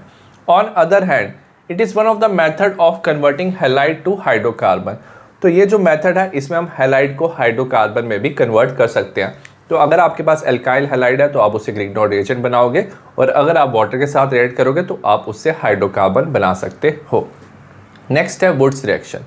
जो एल्काइल हैलाइड है उसको अगर आप रिएक्ट करो sodium in presence of dry ether तो हमारा हाइड्रोकार्बन बनता है, जिसमें डबल नंबर ऑफ कार्बन है एज कम्पेयर टू हैलाइड। ठीक है, तो हमारे पास RX है, सोडियम और ड्राई ईथर में रिएक्ट किया तो इसमें R ग्रुप एक और R ग्रुप के साथ कंबाइन करके हमारा हाइड्रोकार्बन बनाएगा, इसमें नंबर ऑफ कार्बन डबल हो जाएंगे as compare to alkyl halide, तो इसे वुड्स रिएक्शन कहते हैं। नेक्स्ट है रिएक्शन ऑफ हेलो एरीन। पहली रिएक्शन है न्यूक्लियोफिलिक सब्स्टिट्यूशन रिएक्शन। जो हेलो एरीन है और एराइल हैलाइड ये लेस रिएक्टिव होते हैं toward nucleophilic substitution than halo alkane. इसके डिफरेंट रीजन है। पहला रीजन है रेजोनेंस इफेक्ट। अगर हेलो एरीन की बात करें, the electron pair on halogen atom are in conjugation with pi electrons of the ring. अगर हम क्लोरोबेंजीन की बात करें, क्लोरीन पे लोन पेयर ऑफ इलेक्ट्रॉन्स है, यहाँ पे बेंजीन है।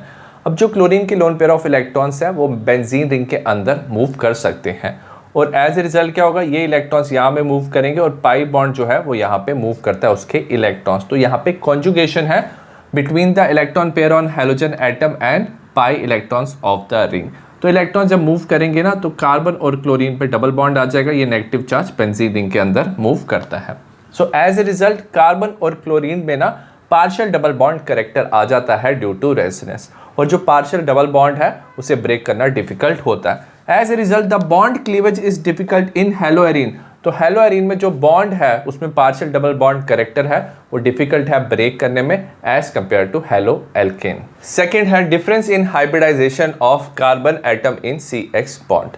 अगर हम हेलो एल्केन की बात करें, जो कार्बन एटम है ना जो हेलोजन के साथ जुड़ा है इसमें 4 सिग्मा बॉन्ड है, ये sp3 हाइब्रिडाइज है।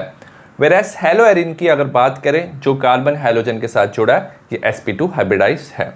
अब ये जो sp2 हाइब्रिडाइज ऑर्बिटल होता है ये स्मॉलर इन साइज होता है due to greater s character.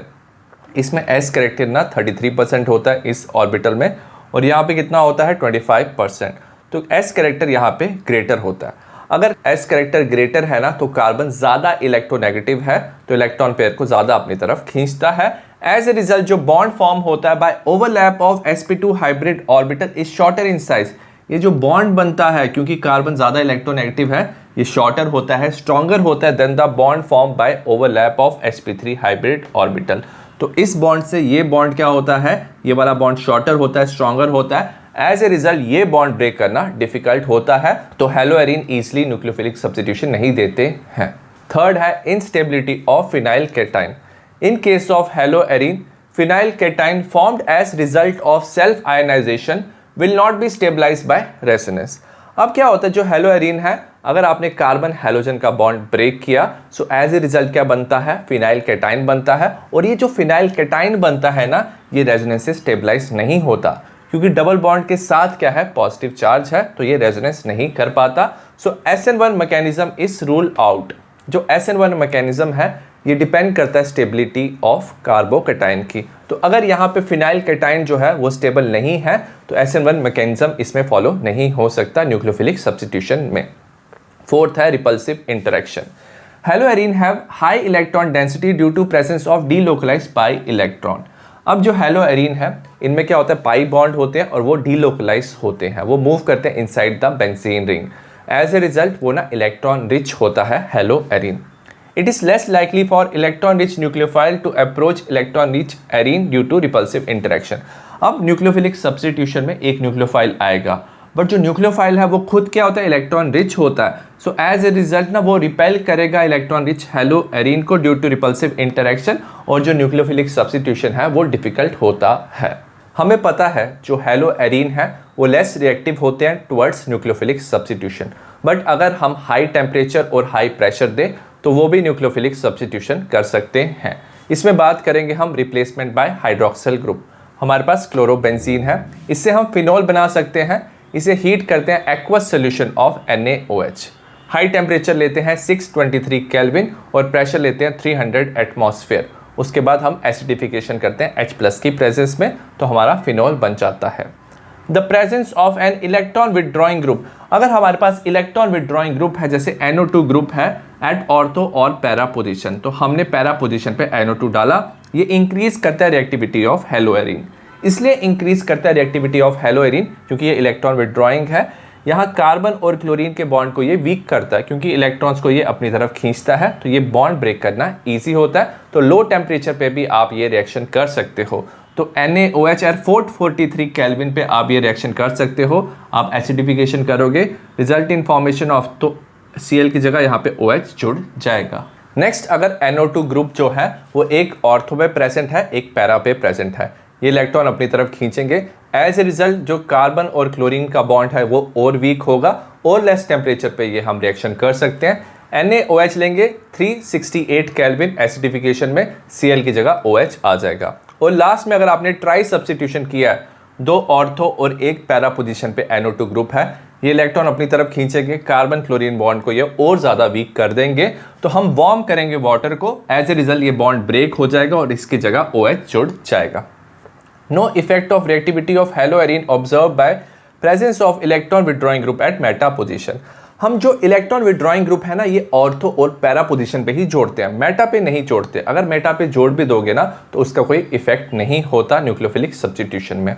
ऐसा इसलिए है क्योंकि यहाँ पे क्या होता है, जो हेलोएरीन है ना वो इलेक्ट्रॉन डेंसिटी क्या होता है, because of resonance electron density ortho और पैरा में ही इंक्रीज होती है because of +R effect. As a result अगर इलेक्ट्रॉन विदड्रॉइंग ग्रुप ऑर्थो और पैरा में है तभी वो इलेक्ट्रॉन ज़्यादा अपनी तरफ खींच पाएंगे. मेटा में इलेक्ट्रॉन डेंसिटी हाई नहीं होता है, तो अगर आप मेटा में इलेक्ट्रॉन विदड्रॉइंग ग्रुप डाल भी दो तो कोई इफेक्ट नहीं होता है. सेकेंड है इलेक्ट्रोफिलिक सब्स्टिट्यूशन रिएक्शन.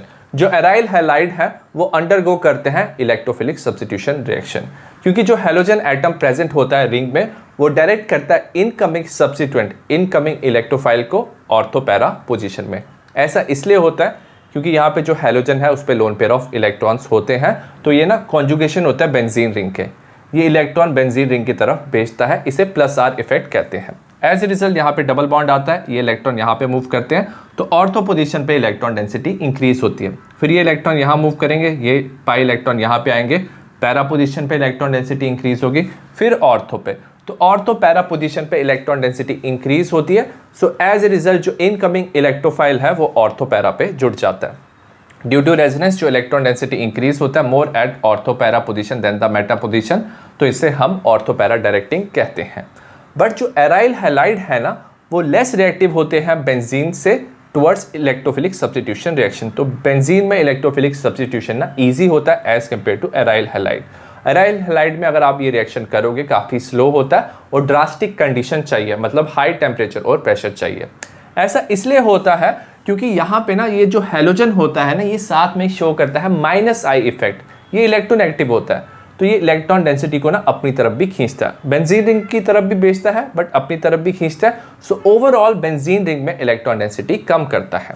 तो electron withdrawing inductive effect -I effect जो है वो डिक्रीज करता है electron density at benzene ring in haloarene and ring get deactivated. तो रिंग ना डीएक्टिवेटेड होती है, तो ओवरऑल क्या होता है, एक तरफ ये इलेक्ट्रॉन दे रहा है, एक तरफ इलेक्ट्रॉन खींच रहा है, तो ओवरऑल क्या होता है, जो इलेक्ट्रॉन डेंसिटी है बेंजीन रिंग की वो कम हो जाती है.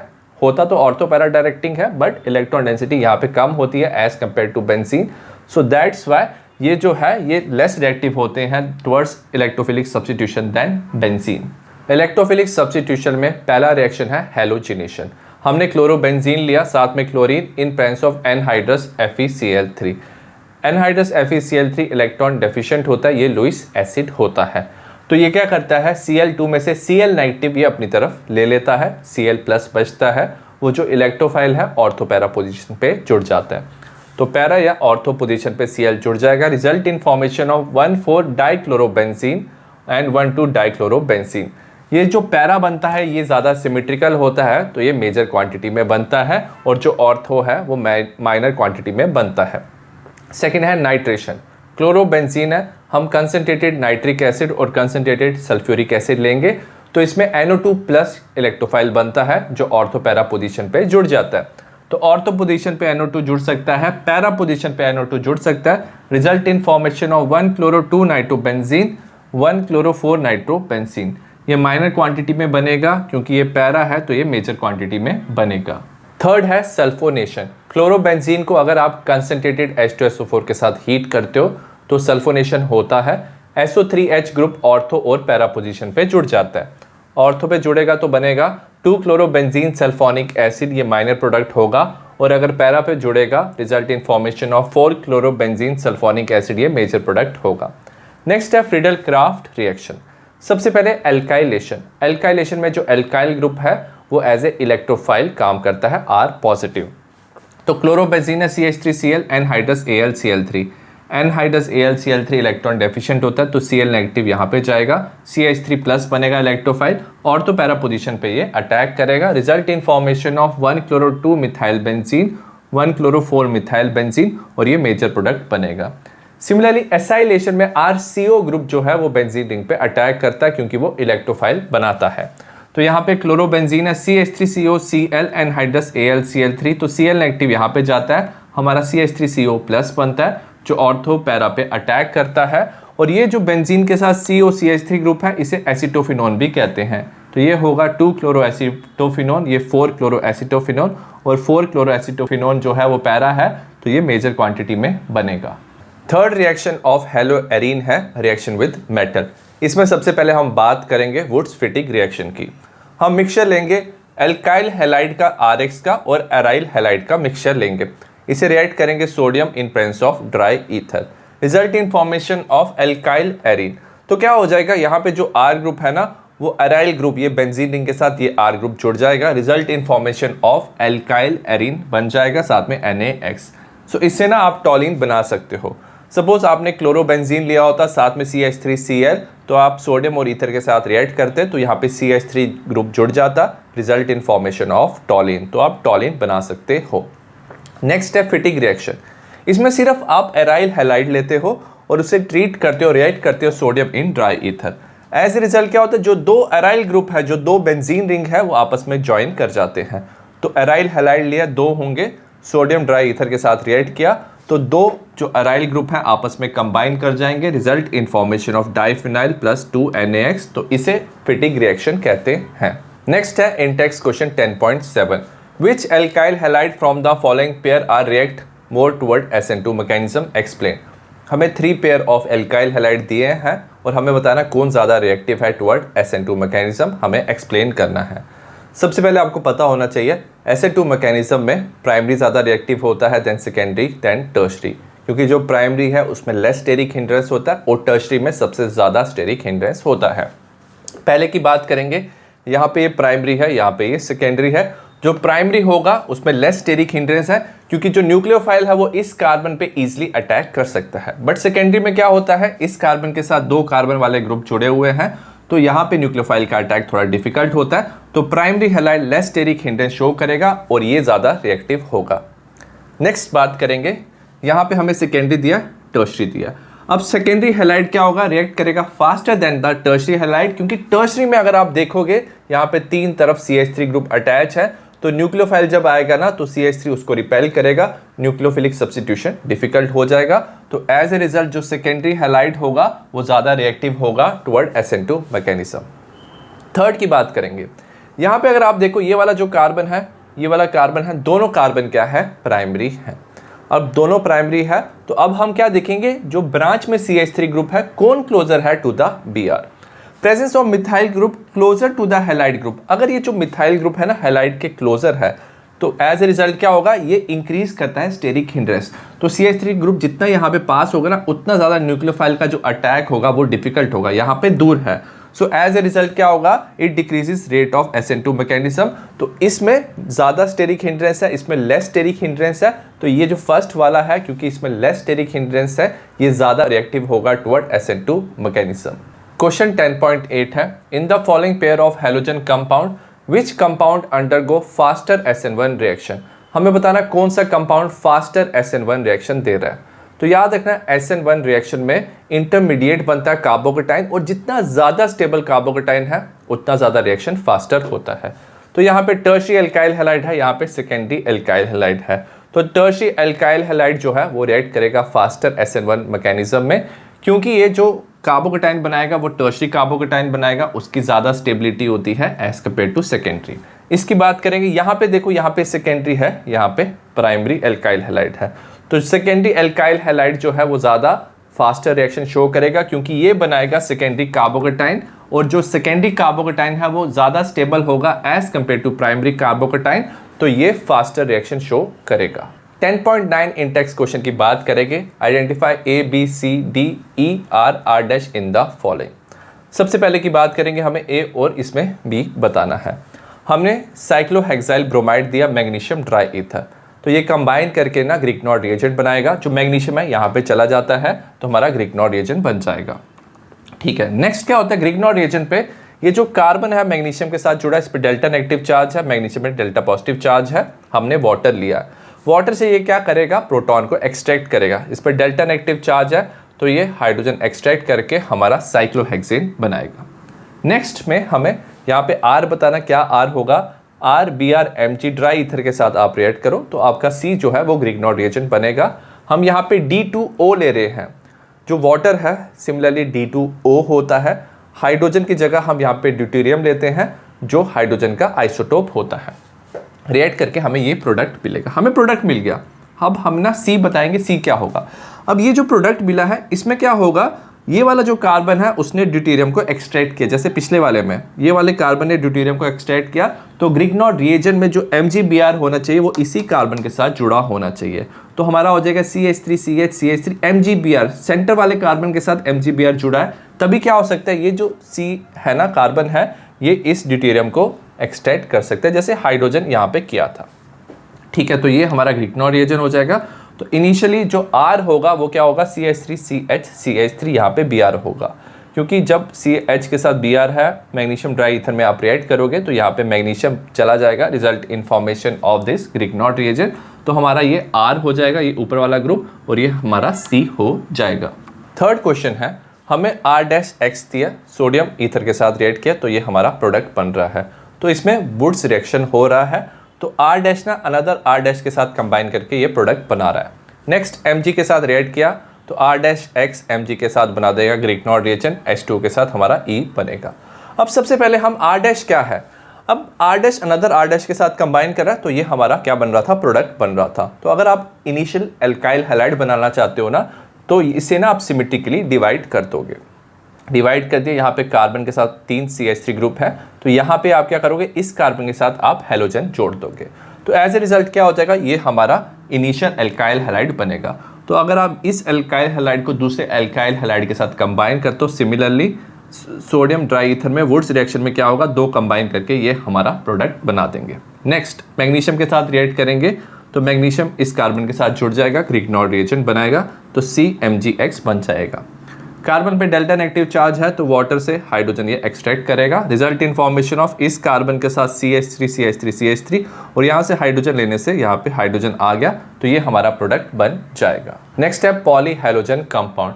ये कार्बन कंपाउंड है जिसमें more than 1 halogen atom present है, तो उसे पॉली हैलोजन कंपाउंड कहते हैं।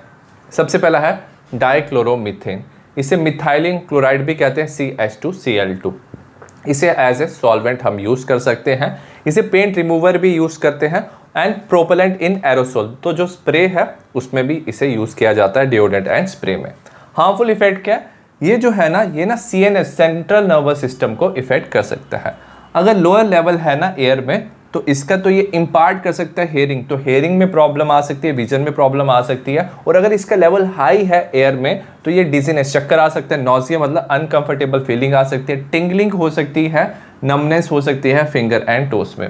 अगर इसका डायरेक्ट कांटेक्ट आ गया स्किन में तो ये बर्न कर सकता है, रेडनेस कॉज कर सकता है। और अगर आई में डायरेक्ट कांटेक्ट आ गया डाइक्लोरोमीथेन का तो ये बर्न कर सकता है कॉर्निया। नेक्स्ट कंपाउंड है ट्राइक्लोरोमीथेन, जिसे क्लोरोफॉर्म कहते हैं। इसका फॉर्मूला होता है CHCl3। इसके यूसेस की बात करें, ये सॉल्वेंट की तरह काम करता है for fat, alkaloid and iodine, तो ये इसमें डिसॉल्व कर सकते हैं। प्रोडक्शन ऑफ फ्रियोन, फ्रियोन क्या होते हैं? कंपाउंड्स होते हैं जिसमें कार्बन, फ्लोरीन, क्लोरीन प्रेजेंट होता है। फ्रियोन रेफ्रिजरेंट जो होते हैं वो रेफ्रिजरेटर में कूलिंग का काम करते हैं। Example R22। Once used as general anaesthetic in surgery replace by ether, तो पहले ना इसे एनेस्थीसिया देने में ये काम किया जाता था सर्जरी में, बट अब इसे रिप्लेस कर दिया गया है ईथर से, जो लेस हार्मफुल होता है। इनहेलिंग क्लोरोफॉर्म, जो क्लोरोफॉर्म को इनहेल कर ले कोई तो ये क्या कर सकता है? डिप्रेस कर सकता है CNS, तो सेंट्रल नर्वस सिस्टम की एक्टिविटी को ये कम कर देता है। हार्मफुल इफेक्ट की बात करें, अगर इसे ब्रीथ किया जाए 900 ppm फॉर शॉर्ट टाइम तो ये डिजीनेस, फैटिग और हेडेक कॉज करता है। क्रोनिक एक्सपोजर, अगर लॉन्गर पीरियड के लिए एक्सपोजर होना तो ये लीवर और किडनी डैमेज करता है। अब ये जो क्लोरोफॉर्म है ना, लाइट में ये स्लोली ऑक्सीडाइज होता है, result in formation of COCl2। ये जो COCl2 है काफ़ी हार्मफुल पॉइजनस कंपाउंड बनता है जिसे फॉस्फीन कहते हैं। सो दैट्स वाई जो क्लोरोफॉर्म है उसे स्टोर किया जाता है क्लोज डार्क कलर बोतल, कंप्लीटली फिल्ड, ताकि उसमें ऑक्सीजन जा ना पाए और वो ऑक्सीडेशन ना कर दे। नेक्स्ट कंपाउंड है ट्राईआयोडोमीथेन, जिसे आयोडोफॉर्म भी कहते हैं, CHI3। इसे अर्लियर यूज किया जाता था as antiseptic due to liberation of free iodine, तो ये ना आयोडीन लिबरेट करता था और जो आयोडीन है वही एज ए एंटीसेप्टिक काम करता है। ड्यू टू ऑब्जेक्शनेबल स्मेल, तो इसकी जो स्मेल है काफ़ी ऑब्जेक्शनेबल है, तो इसे रिप्लेस कर दिया गया बाय अदर फॉर्मुलेशन, तो इसे अदर फॉर्मुलेशन से रिप्लेस कर दिया गया जिसमें आयोडीन प्रेजेंट है। नेक्स्ट है टेट्राक्लोरोमीथेन, जिसे कार्बन टेट्राक्लोराइड भी कहते हैं। इसका फॉर्मूला होता है CCl4। यूजेस है मैन्युफैक्चर ऑफ रेफ्रिजरेंट, तो ये कूलिंग में हेल्पफुल होता है। प्रोपेलेंट की तरह काम करता है for aerosol can. Feed stock मतलब एज ए रॉ मटेरियल की तरह ये यूजफुल होता है for manufacture of chlorofluorocarbon, solvent की तरह ये यूज होता है। अंटिल 1960 इसे क्लीनिंग फ्लूइड की तरह यूज किया जाता था। इंडस्ट्रीज में डीग्रीजिंग एजेंट, मतलब अगर मशीन में ऑयल, डर्ट है तो उसे रिमूव करने में ये हेल्पफुल होता था। होम में ये स्पॉट रिमूवर, कोई भी स्पॉट है तो उसे रिमूव करने में ये हेल्पफुल होता था। अगर हार्मफुल इफेक्ट की बात करें, अगर इसका लॉन्ग एक्सपोजर है तो ये लीवर कैंसर कॉज करता है।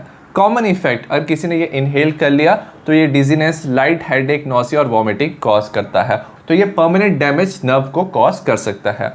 सिवियर केसेस में ना ये स्टूपर मतलब जो सेंसेस है वो काम करना बंद कर देते हैं, कोमा में पर्सन जा सकता है, अनकॉन्शियस हो सकता है या उसकी डेथ भी हो सकती है। जो हार्ट बीट है वो इरेगुलर हो सकती है इसकी वजह से, और ये डिप्लीट करता है ओजोन लेयर को। नेक्स्ट है फ्रियोन्स। फ्रियोन्स होते हैं chlorofluorocarbon compound of ethane and methane. Ethane और मीथेन में अगर आप हाइड्रोजन को क्लोरीन और फ्लोरीन से सब्स्टिट्यूट कर दो तो आपका क्लोरोफ्लोरोकार्बन बनते हैं, जिसे फ्रियोन्स कहते हैं। काफ़ी ज़्यादा ये स्टेबल होते हैं, अनरिएक्टिव होते हैं, non toxic, non corrosive, easily liquefiable gas, तो ये ईजिली लिक्विफाई हो सकते हैं, ये लिक्विड बना सकते हैं। फ्रियोन जो 12 है वो होता है CCl2F2, तो ये मोस्ट कॉमनली यूज्ड फ्रियोन है इंडस्ट्रीज में। अब इसे मैन्युफैक्चर कैसे करते हैं? इसे मैन्युफैक्चर किया जाता है टेट्राक्लोरोमीथेन। तो टेट्राक्लोरोमीथेन में कुछ क्लोरीन को सब्स्टिट्यूट किया जाता है फ्लोरीन से बाय स्वार्ट्स रिएक्शन।